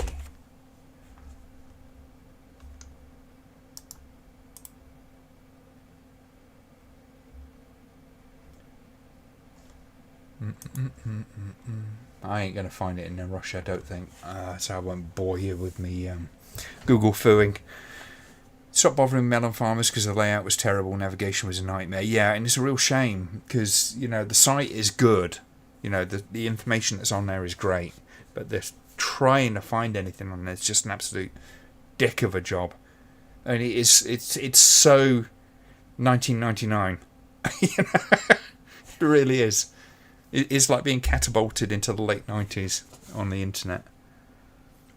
I don't know if it's a finance thing or how the place is run or what. I mean, the thing is, it's still active, but for whatever reason, they just don't seem to be able to, or at least haven't bothered to kind of get it up and running properly.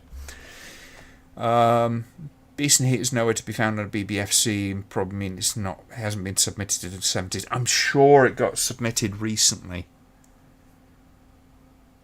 Now, I could be confusing that with Love Camp 7, but I don't think I am, because Love Camp 7 was resubmitted as well, I think. But yeah, Beast and Heat is just I mean, the thing is, SS Experiment Camp got done. But I think it was specifically to do with sexual content of the Beast in Heat that they had a particular problem with. Is Megan is missing band hit? No, I've got that. It's fucking dull as hell though. But I'm not a big found footage fan. Had my wisdom out today. I'm sorry, Brian. I hope it gets heals up nice and quick. I would recommend half a bottle of vodka, but I'm not a medical doctor. Just a doctor of love. Love Camp 7 resubmitted in 2020. Gestapo's Last Orgy in 21. Yeah. Both were rejected. Yeah, the BBFC website's not as good as it used to be either. Used to have all the censorship history, everything, and then they kind of started cutting all that information out, which I thought was fucking appalling. The fact that they haven't finally kind of like yielded to all the calls to actually put it back in again. Yeah. Considering, I think they should, by law, be made to do it. They should have all that history, should be absolutely transparent. They are a private institution, sure, but they are also kind of legislative as well, because especially since the Video Recordings Act. But considering they are affecting the consumer, their history should be absolutely free, available, and easy to find. It should be one of the costs of business, as far as I'm concerned. Hate Crime is grim by how bad it is. It's not a great film. It's not a great film. Just seen that Cannibal Holocaust is being released in 4K. 4K isn't necessary. Yeah, I agree, it isn't. Unless you're working with a television that is like literally about 65, 70 inches, there's generally no reason to have a 4K. A 4K is like the equivalent of what you'd get projected at a fucking cinema screen. BBFC should see the funny side of Beast in Heat. Yeah, they've got no humour when it comes to that stuff. They just look at it and go, it's anti-Semitic, yada yada yada, there's Nazis around, fuck them. Back then we had the video nasties. Nowadays we have what we like to call the neo-nasties. It's one way of looking at it.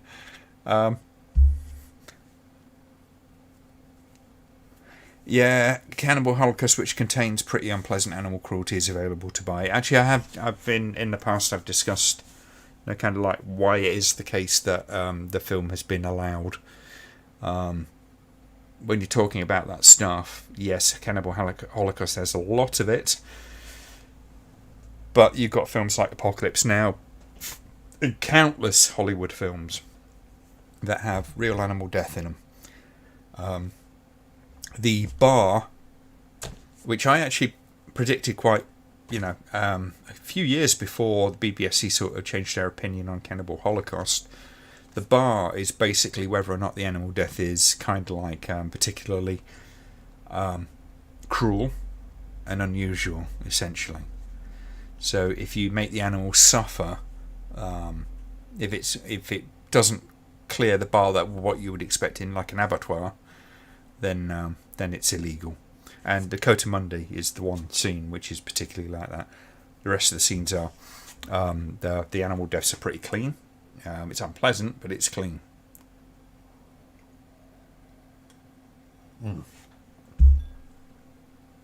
Good night, Robin. Dare to say I can't drink alcohol and only eat soft food for 5 days. Oh god, that sucks. Make yourself some nice soups. Do something like a nice bacon and leek soup or something like that. Bacon, potato and leek soup. Make it from scratch, it's really good. You're going to do some garlic bread, some nice fresh garlic bread, and you just dip it in the soup, soften it up, job done. Tasty. And bacon is particularly good when you're feeling kind of like, icky, and because it's nice and stodgy. Yeah, it's summer, which makes it not the best thing, but yeah, do some nice soups. Treat yourself. Right back. What also counts at the BBFC is if the animal deaths were conducted by a film crew themselves or if they just happened to film it. That can be part of it.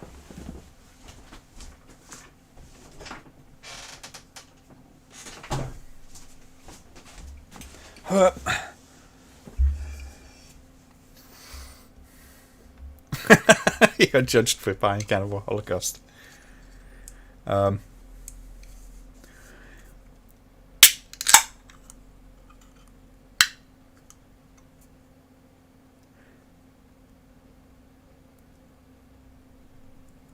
No, Cannibal Holocaust is the uncut version is. I'm assuming that's what you're talking about there.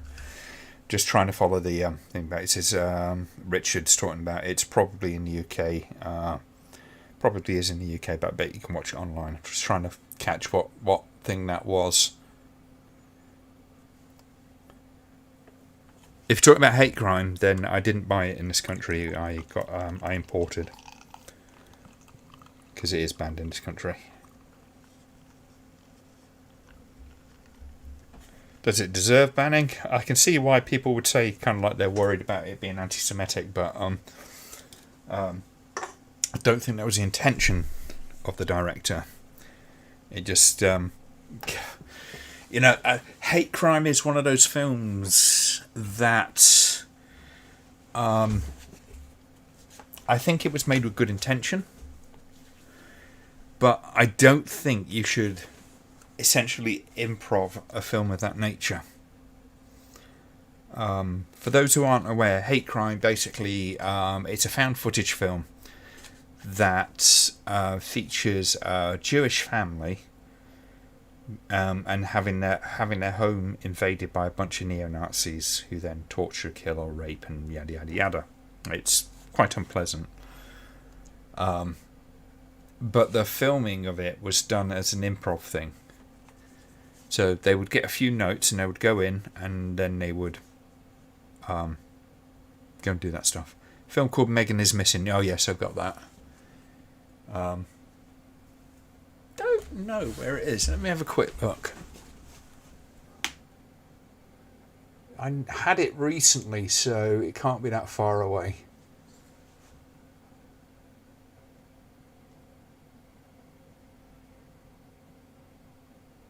And the only reason I'm looking for it is because I'm trying to think trying to see whether or not it was actually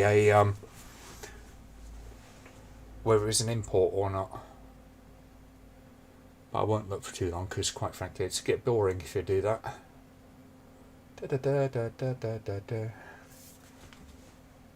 Nah, I can't see it at the moment. Oh, no, there it is. It's right in front of me. Oh god, it's because it's hidden behind the goddamn light. There we go. Hope you're enjoying Daily Vision. So, yeah, it was an import.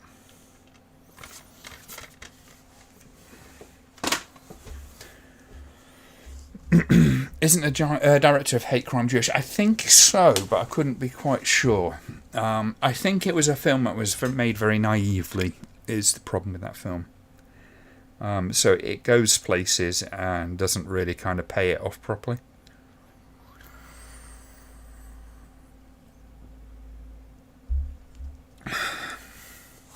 Hate crime is banned in the UK. Another one of those imports. It's one of those things. I always hate it when the BBC ban a film, because then I have to go, right, okay, I've got to go onto bloody Amazon US and pay the extra postage and hope it don't get seized at customs and all that kind of crap.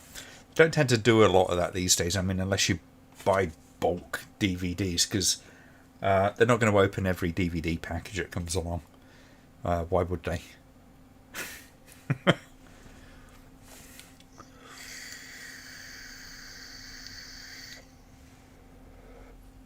James Cullen Bressick, yes, that's the one.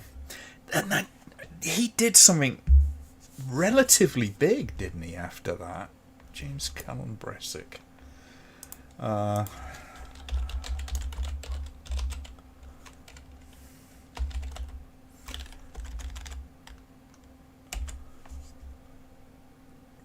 Let's have a look. IMDb.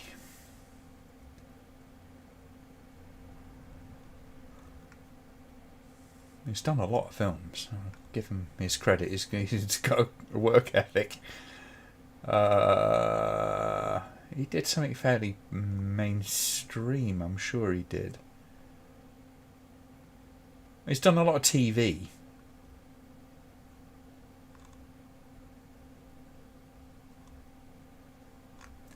I don't, on a brief look at it, really recognise that much, but yeah.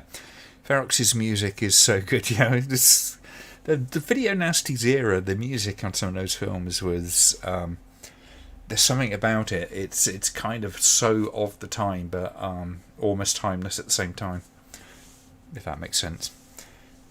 I watched Night of the Demon a couple of nights ago. What a load of fun that film is. So cheesy. Nice to go. Yeah, it really can. That's a film that just reeks of enthusiasm.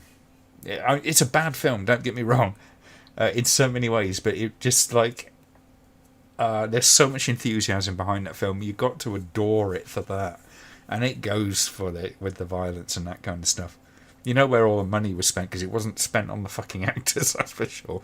Though Crazy Wanda in it, she puts in a pretty damn good turn, and is the one sympathetic character in that whole goddamn film. I love that character. I feel so sorry for her. Dear, oh dear. Attack of the Killer Lampies, yes.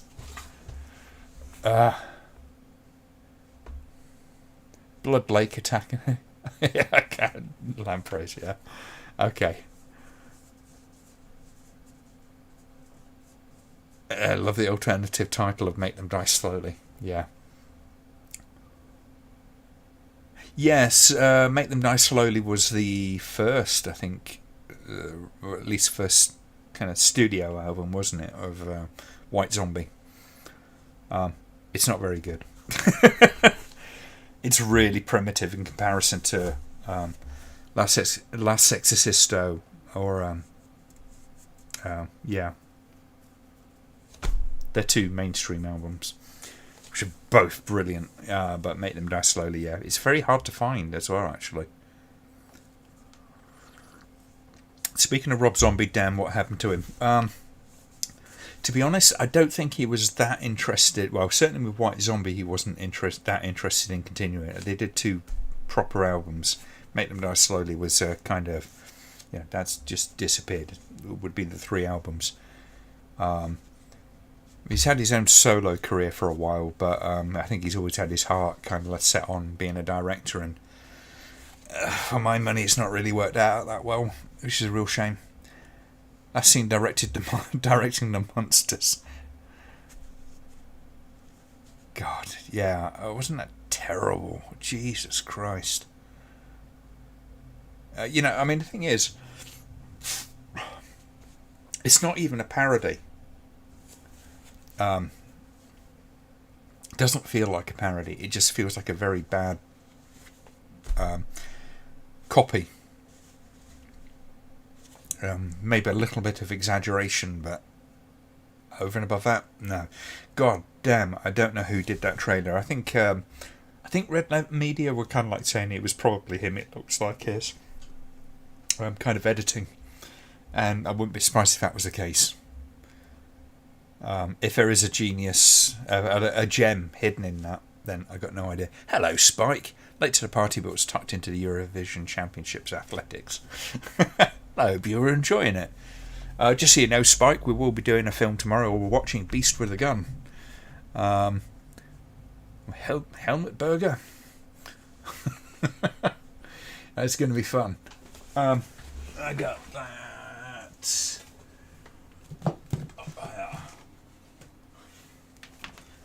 So that's the DVD, the Blu-ray, excuse me, that I actually did the part of the extra for. So I'm quite excited to do this as a watch along. I can't remember, did we do it at all before? Yeah, who gives a fuck? It's a good film. But nice one, nice little media book, loads of stuff on there, and I'm on the Blu-ray. You actually liked Lords of Salem. Actually, I found that was the one I found the most interesting. Visually speaking, I think the story was kind of messy, but I didn't mind that so much. I thought it was one of the more restrained and interesting visual experiences that he's actually done. Helmut Berger was in Dorian Gray from 1970. Forgot to mention how. Okay, yes, we're doing a watch along tomorrow as well. Because I'm making up for not doing anything last week because it was so fucking hot, and now I'm off this week, so I get double the Lampy Man.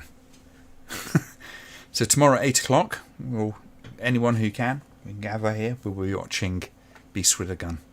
God willing. Richard Harrison pre-Ninja era. Yes, it's a damn good film. It's so, the soundtrack on that film is amazing. Helmut Berger is just such an evil bastard in it, and it's like, wow, okay, you're right. Yeah, though Sherry Moon is not a great actress, there's a reason she's only in Rob Zombie movies, and I hate picking on her.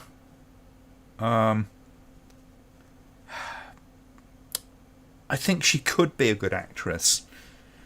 It's just she isn't at this point. If she went from some, like, you know, decent training and stuff like that, but there's just something about it. The delivery of the stuff in, like, the Firefly trilogy is kind of so over the top, and it's sort of supposed to be, but that seems to be her level. Lords of Salem was the one where she actually kind of really sort of dialed stuff back a lot and actually made it a lot more interesting. Yes, I believe that's right, Kieran. Yeah. Oh, fab, I'm on early shift tomorrow, although I may be lured away by sport. Have us both on. It's entirely up to you, Spike. It's always lovely to have you. If you're here tomorrow, that'd be great. If you're not, then we'll be thinking of you.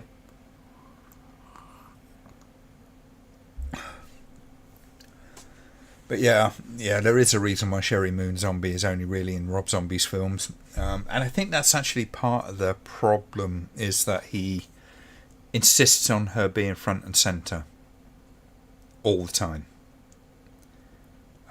When other actresses would be able to do a better job, unfortunately for her. But that's his call.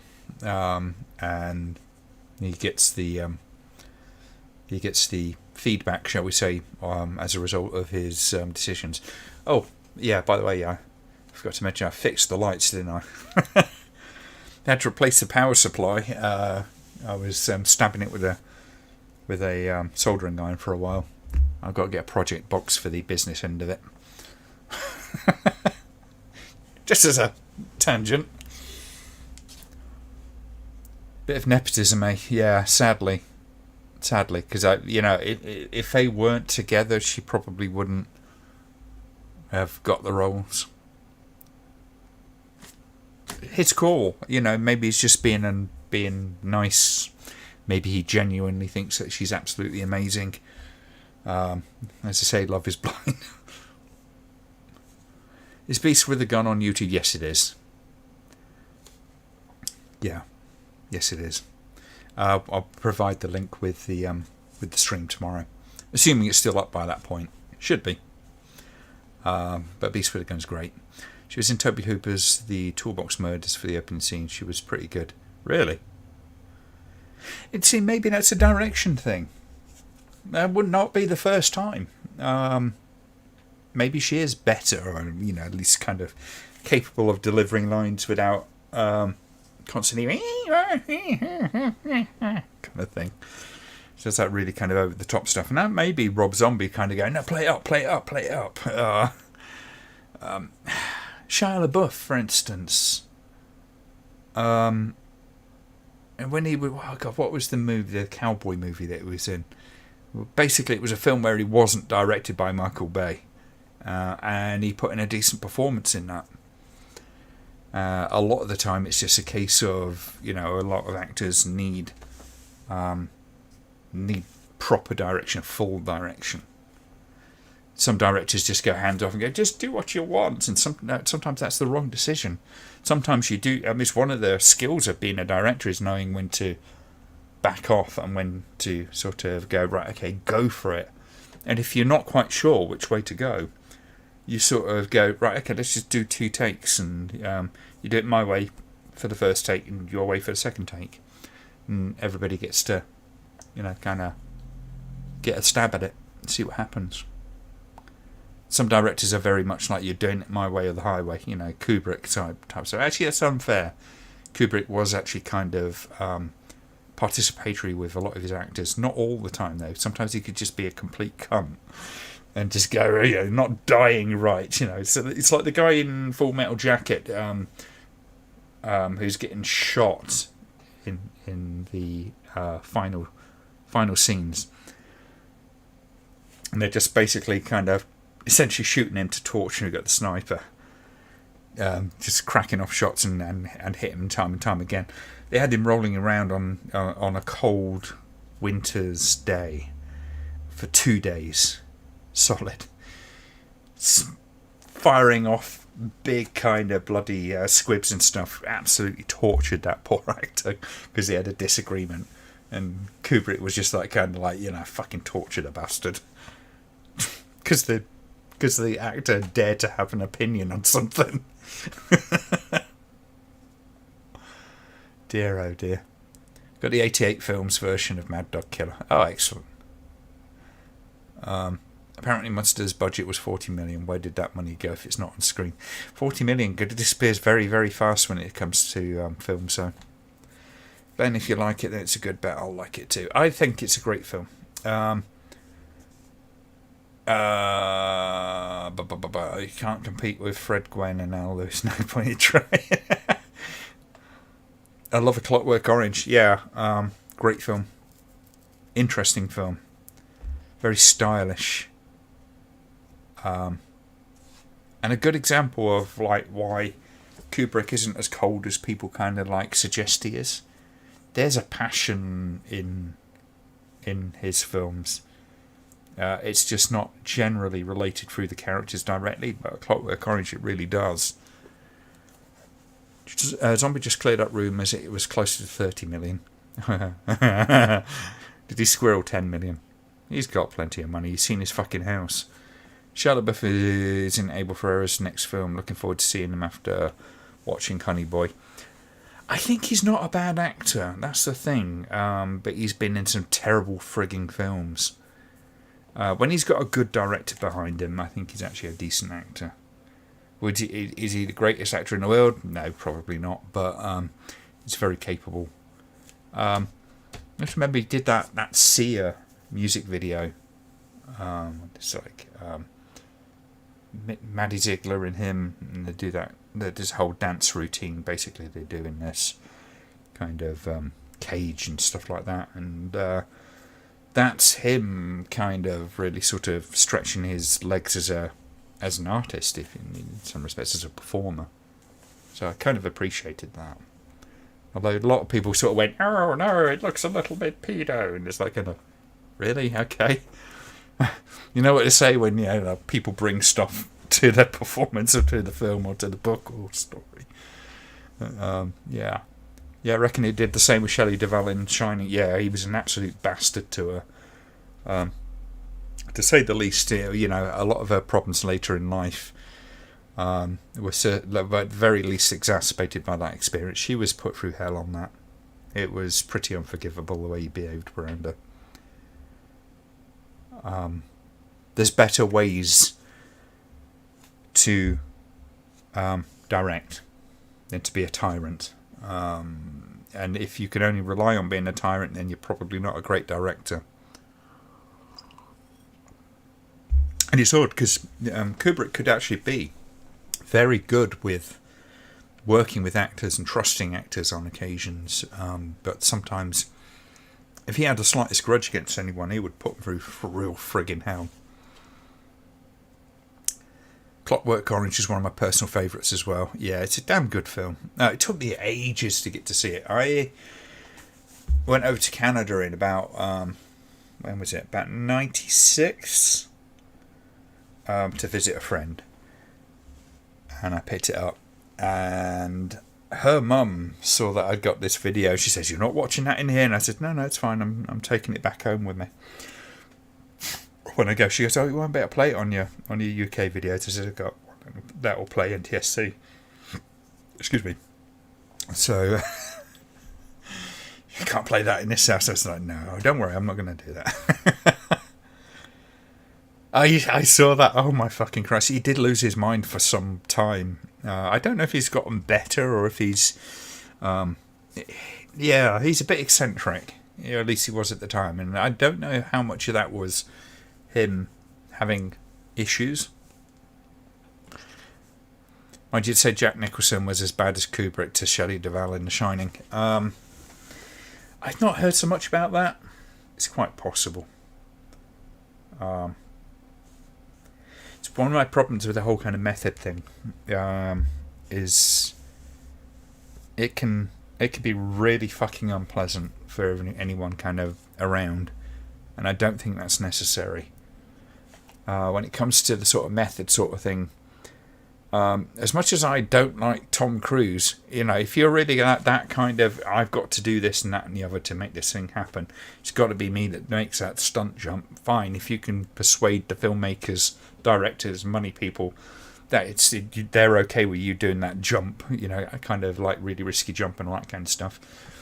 Or I've got to fly an F-15. So I can look realistic in this next movie, and you can persuade the money people and all that kind of stuff to do it, then fine. But when you want to be a complete and utter jackass, because that's what your character is, I think, oh God, My Left Foot, Daniel Day-Lewis, he went way over the top in that. Jared Leto on Suicide Squad. I swear to God, if he'd done something like that to me, the next time I saw him, I'd have fucking lamped him. He'd been knocked out of his goddamn caftan. I would not be pleased. So you're seriously, you're sending me fucking condoms full of your jizz through the post. Really? That's you getting into character, is it? That's not you just being a complete and utter cock. Good Lord. Only hope for the world is that Trump gets re-elected. Oh God, no! Jesus Christ, it'd be the end of the fucking world. I think there should be no leaders after Biden. Biden's done. Kick him out if needs be. We'll employ a hamster to be president of the United States. First time I ever saw Clockwork Orange, I bought an NTSC video at Comic Fair in Birmingham, was blown away by it, and still banned in the UK. Pretty much the same situation. Probably had the same edition I had, I imagine, because it was still banned here, so you couldn't get it. And it wasn't released until after Kubrick died anyway. But yeah, I had the carton with the NTSC version. But yeah, damn fine film.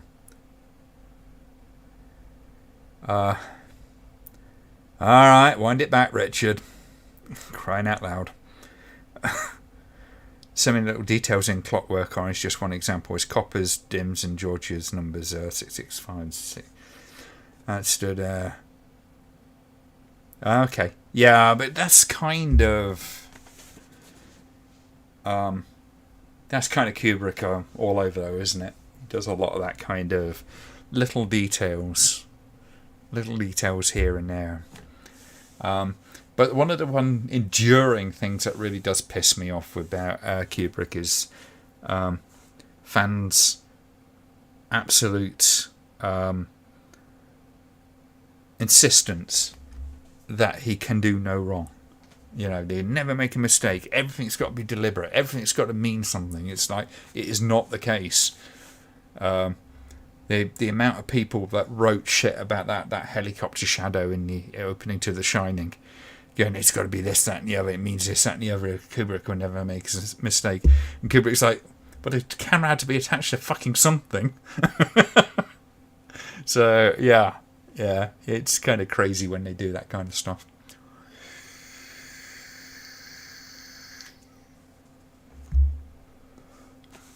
There was a documentary on Jim Carrey going method in Man on the Moon. Great movie, but not worth how much pain he gave people staying in character. Seems, yeah, it is. It's utter arrogance, in my opinion. I don't mind if you want to remove yourself from everybody else in between takes and that kind of stuff. Don't put people through hell just because you can't fucking get in and out of character. It's moronic. You know, I do not understand that. I mean, a lot of criticism, a lot of people have taken the piss out of Dustin Hoffman because Marathon Man, he would do miles and miles and miles of running before a take, to kind of get that physical kind of condition that you would be in having just done that kind of stuff. And there's the famous kind of story of Laurence Olivier saying, "Why don't you try acting, dear boy?" kind of thing. And yeah, apparently that was actually just a joke between them. They were just having a bit of a laugh. But what he was doing on that, I kind of go, fine, that's fine. But if you're going to be a complete and utter piece of shit to everybody that's around you, then that's a problem, you know. When Daniel Day-Lewis did the My Left Foot thing, and he was making assistants take him to the toilet and things like that, because he couldn't break character, I think that's a problem. And he's a great actor, but that level of demand is just utterly fucked up.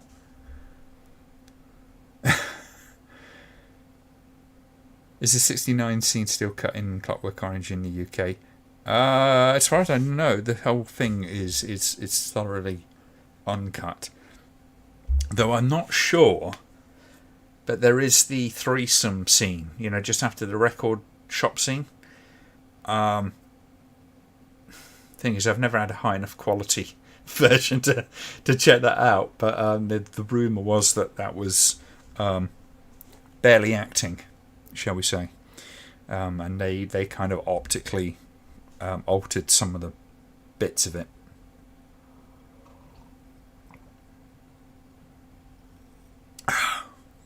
Yeah. Yeah, everyone seems to think Kubrick had a 3 million IQ.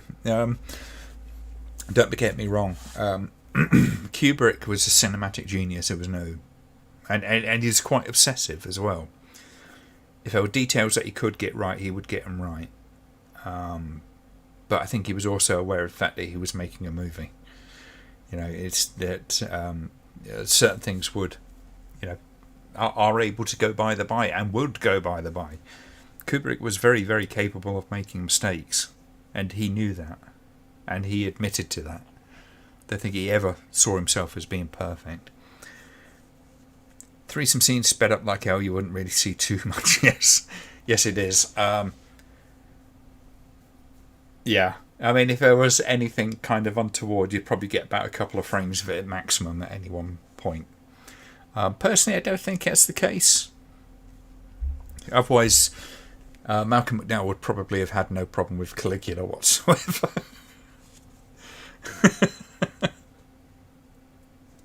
He's had an interesting career as Malcolm McDowell, to say the least. Although he had spent far too much time in Rob Zombie films, but I guess the guy's paying. So why not? Shall I have one more beer?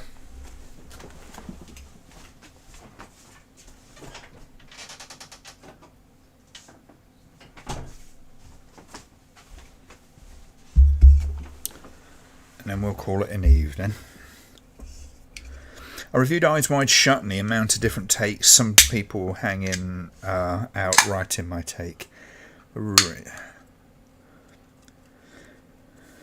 Yeah, his films do invite interpretation. I think there's always enough there, but I think one of the things he was always very good at was leaving enough ambiguity for people to put something in there. David Lynch, I think he's a very specific director, for the most part. I think Inland Empire is probably the exception to that in some respects. But David Lynch has a very keen idea, for the most part, on what his films are going to be. There's a certain amount of organic kind of build to his films, but he always kind of knows where he wants it to go and how things are sort of going to pan out, and kind of figures that shit out. He knows it, he can see it in his head. But he leaves enough kind of vague, at least, you know, he won't kind of like pin people down to his interpretation. I think Kubrick was always a little bit more kind of, this is definitely my idea, but people have a tendency to kind of fixate on details, partly because Kubrick did. I think Kubrick really, he had an incredible eye for detail, but it wasn't necessarily for the furtherance of everything that's in the film. Sometimes it was almost like an OCD. But it's like things like with The Shining, people have resorted to doing stuff like mapping out the Overlook Hotel as it kind of like fits within the film's scenes. And there's an office that they go into, but Jack has the interview, and it's got an external window in a place that it shouldn't have that. And some people are going like, oh, you know, Kubrick put that in there because it's like a spatial disorientation thing. Yeah, no, it probably just did not realise. That's getting a bit leaky, hang on. So it probably didn't realise. That probably didn't come up in the planning. Just got to wash my hands a sec.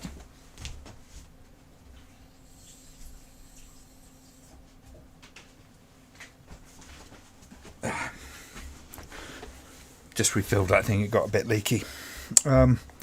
Yeah, it probably didn't come up in the planning for the filming, or it was missed. It's a very easy thing. People don't realise quite how complicated a film is to make. Not everybody's really kind of necessarily thinking, oh, but this office wouldn't physically kind of do this, that, or the other. They're more concentrated on telling the story.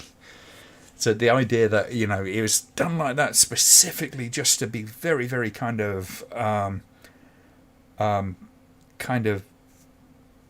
disorientating and disconcerting, I don't think is correct. I don't think Kubrick needs that to be disconcerting.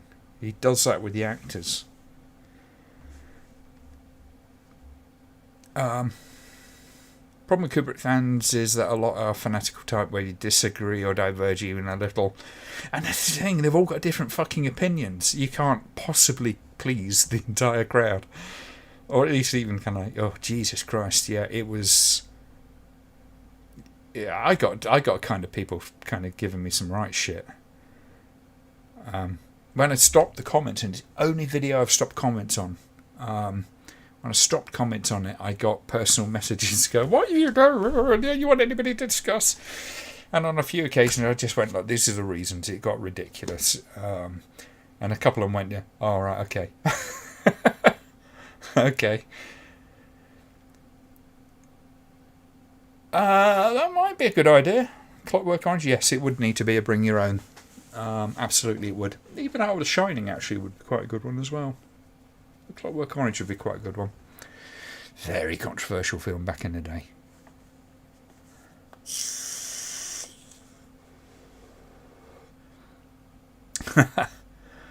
My biggest name drop moment is dancing right next to Tom Cruise and Nicole Kidman in a nightclub in the 90s. It was when they were filming, in London filming Eyes Wide Shut. Oh, really? Cool. God, Nicole Kidman was hot back then.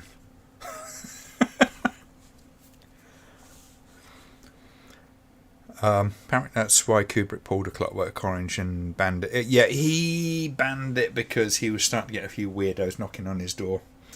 I think literally. There were some people who would dress up in the outfits and all that kind of stuff. So he withdrew it from distribution.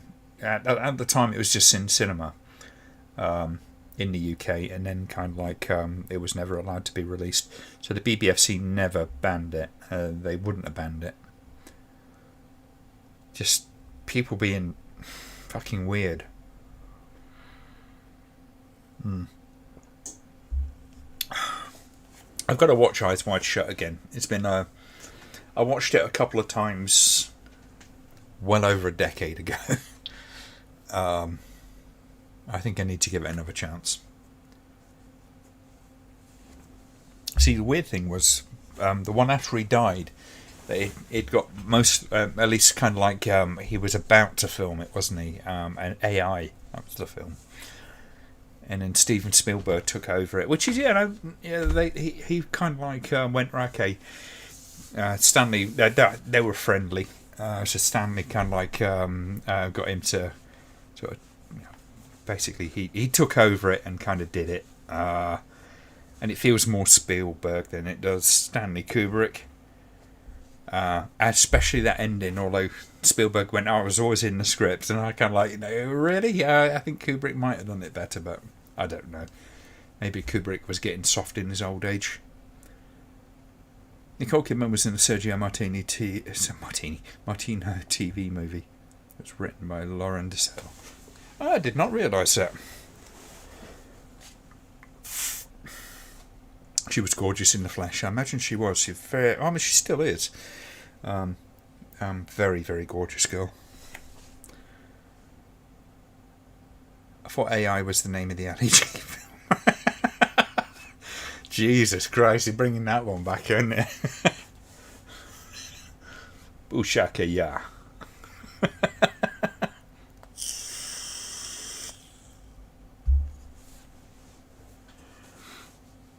See, that was quite a funny character when it was the sort of... and I usually wouldn't like him, these sort of... I'm trying to think of the way to describe it. Ambush interviews is what I describe them. Oh dear. I wonder what Clockwork Orange would be like if it was remade. I don't think it needs to be remade. It's too classic a film. It's made too well in the first instance. To remake it would be... I mean, you could potentially, if you were willing to go right down the line and making the writing really fucking bulletproof. But then, you don't want to get too far away from the original writing. And that's the biggest problem. I think if you remake it, you're going to be using the same dialogue, at least it should be. Because that is part of the character of the story. Is it Nadsat, I think it was called? Anthony Burgess's made-up language. I believe it was a mix of Russian and a couple of things which kind of give it that sort of texture. So you got a tingling in my gutty what's and all that kind of stuff, and the filthy old Devochka and all that kind of stuff. So if you've ever read the book, I highly recommend it. It's not a long book, but it's really fucking hard to read. It's only like a book about yay thick, right? It's quite a short story. but you end up reading about 3 or 4 friggin' times because you have to go over the language again and again and again and again. It's like a brainwashing in its own goddamn right. You can understand it even though the language is almost alien. But it can take a few sort of runs to sort of get it to sort of kind of filter through your head. It's very difficult, but it is an interesting book, and has something of a different ending because the book goes on past the film. The film ends basically with him sort of getting out, whereas the book, if I remember right, ends like years and years later. And Alex meets a couple of the old droogs, and they've all moved on and they've grown up. It's kind of interesting. It's worth a read. But like I say, it's a challenging read. Just because the language is very hard to get. Anyways. Moloko Velocet. Which is basically milk with speed.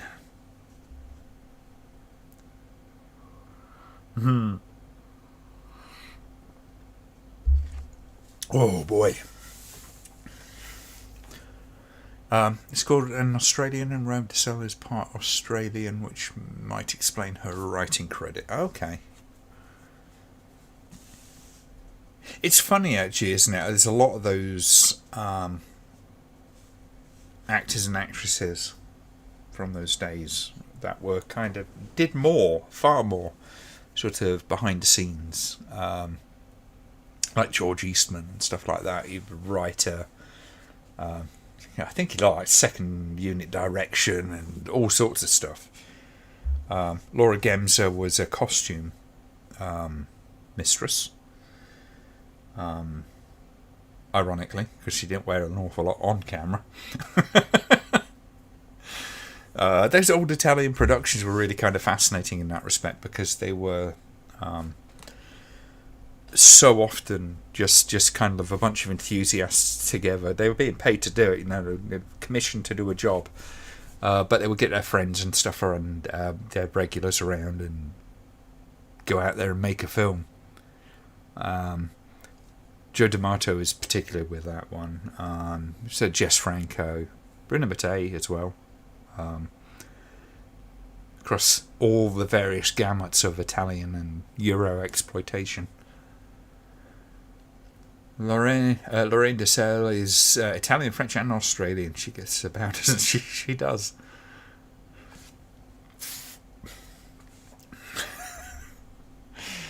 Laura Gemser did costumes for Troll 2. Let that sink in.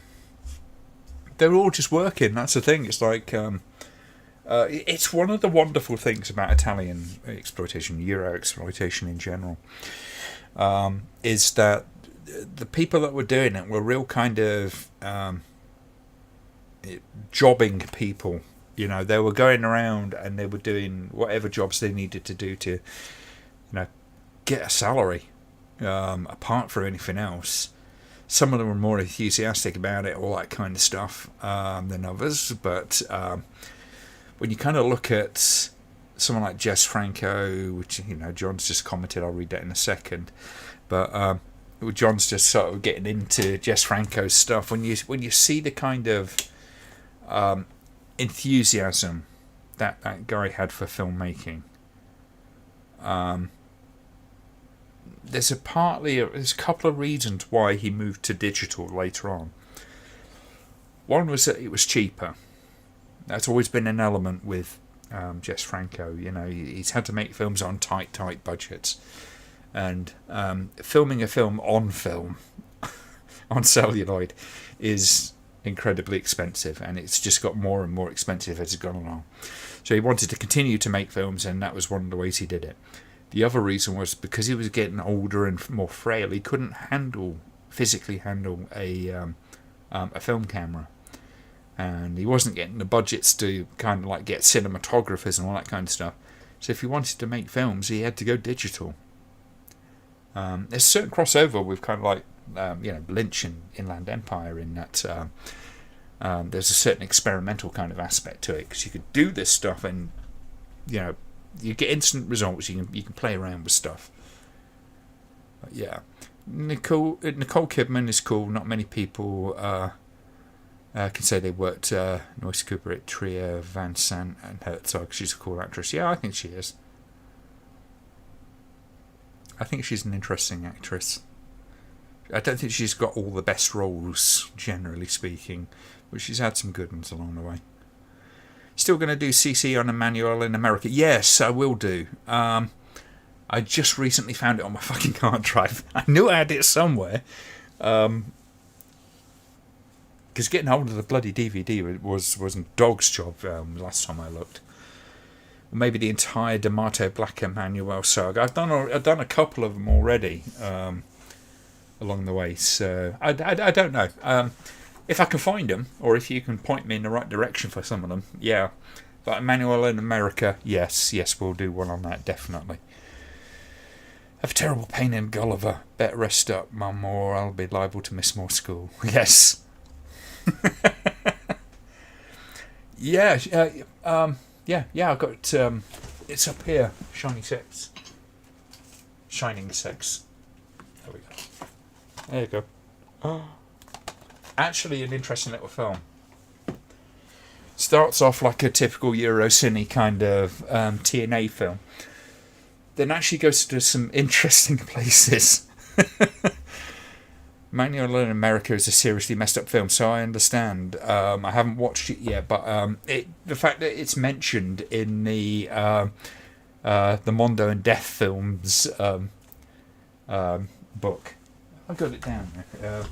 I keep meaning to get the newer version of it, actually. Where are you? There you go. Killing for Culture. There you go. That one. Killing for Culture. It's mentioned in this book.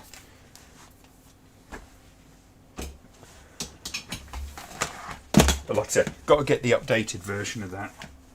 But if you haven't read Killing for Culture, get hold of it. It is an absolutely amazing read.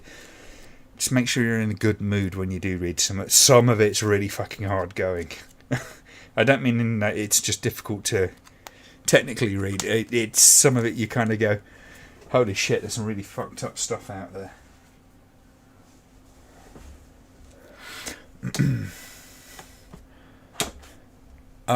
Lord Gamma in Emmanuel in America. My God, what a fox! She's a beautiful woman. UK version of Emmanuel in America is severely cut. Yes, so I understand. The snuff scene now was up there with Courtyard scene in Salo. Well, I'm looking forward to that then. I think I have the Dutch version on VHS somewhere. I think that was also the UK cut. Really? Okay. Love a fucking VHS copy of that. Only scene in Emmanuel I didn't like was the horse striking scene. Yeah. Sometimes these films go there, don't they?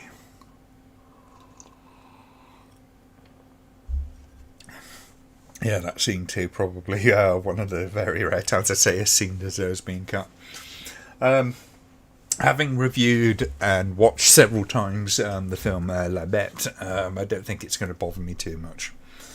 I'm pretty bulletproof to that stuff. It's not like I kind of agree with it should be done or you're getting off on it or anything like that. It's just I have a way of divorcing myself from those kind of images. So just sort of see it for what it is. I think that's why I was able to do the Salo review. The amount of abuse I got off of that one, though. How can you write about this? It's sick shit, yada yada yada. Fucking hell. It's kind of crazy. Sometimes, you sort of go, have you seen some of the films that are on my fucking channel that I've reviewed? Do you think really that I'm just going to stand there and go, oh, no. Because that was one of the things that annoyed me when it came to a Serbian film, for instance. Was this film came out and everybody started losing their shit. then all the people that you would expect would be kind of there to at least give it a fair airing really took against it instantly, and basically just absolutely parroting what the less informed critics were saying about this stuff. And I think I was one of the very, very few, if not the only, commenter on that stuff when I did the very, very brief kind of analysis and defence of it. Very impromptu, done very fast, so I wasn't in a massive amount of detail. But when I did that, it was a rare video on YouTube in some respects, because it was one of the very few defences of the film that was out there. And so when it comes to stuff like Emmanuel in America and stuff like that, I think I'm probably one of the more equipped critics out there to be able to handle it. If I take against something, it's usually there's usually really good reason. I think one of the films I most irrationally hate would be Cold Fish. Obviously, you know that one. I say irrationally, there's good reasons behind it, but I do have a certain hatred for that film. Have I seen Bone Tomahawk? No, I haven't. But yeah. I when it comes to that sort of stuff, though, with like the shall we say equine tossing. Work that one out, YouTube algorithm. I've heard of worse. There really is, you know. I mean, when you look at it, when you look at that kind of history, like Hollywood and stuff like that, and how they've abused animals, generally speaking, I think giving a horse a hand job is probably pretty low down there. Because even when you look at like kind of like Apocalypse Now, for instance, and there's an ox head cut off. You look at some of the old cowboy films, or even like kind of the old gladiator films, like Ben-Hur. Animals died in that left, right, and friggin' centre in Ben-Hur. That chariot scene in the original, and I think even in the first remake, was brutal. I've seen horses ridden off of cliffs and all sorts of stuff. So I don't tend to get quite as upset about that horse being pleased. But there you go. Day off. Okay. See you, Simon. Post again on Ramblaholic. Wait, you're banned again, for fuck's sake, dude. My God. 50 lashes from Mark Zuckerberg. Jesus Christ. Rebecca Lou's tossing a pig off on Channel 5. Don't care. I wouldn't call it animal abuse, put it that way. It's just crass, maybe. Banned for something I posted over 3 months ago. You are fucking priceless, dude. Anyway, take care. Yes, have a nice sleep, Simon, and maybe see you tomorrow. We're just about to wrap up here anyway, so we've got this much time. It looks like bloody whiskey there, doesn't it? But yeah, it's amazing, really. So, you know, to some degree, what people get really upset about. There are many, many things that I get quite upset about in a film. Usually, it's something real. Is it Faces of Death 2? I think it was. Or was it Traces of Death? The Bud Dwyer footage, that kind of stuff. That's one of the things that book goes into. Is some of that sort of thing. That and Christine Chubbuck. And some of those kind of like, you know, death on camera kind of stuff. that stuff can be quite difficult, and quite objectionable.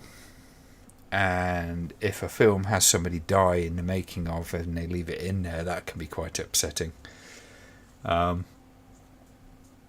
Given a big hand job on Channel 5. I'm sorry, I can't get that upset about it. I'm not going to watch it, but people got upset over a 1 second kiss in Buzz Lightyear. So not much changes. No. And this is a big part of the whole kind of thing why I go, with the whole sort of like anti-woke kind of movement, and even with the woke movement, both sides of it have problems. They're getting upset about the wildest fucking wildly small things. It's a bit of a phase, I think, either way. But and that's why I've stopped watching a lot of the YouTube commenters and reviewers that I used to watch. Because, perspective is very important when it comes to looking at any problems. Be it political, be it kind of in films and your art and all that kind of stuff. Expecting everything to be kind of like preserved as you remember it from as a kid, or expecting everything to be kind of like updated to an unrecognisable point. Everybody seems to be on one extreme or the other.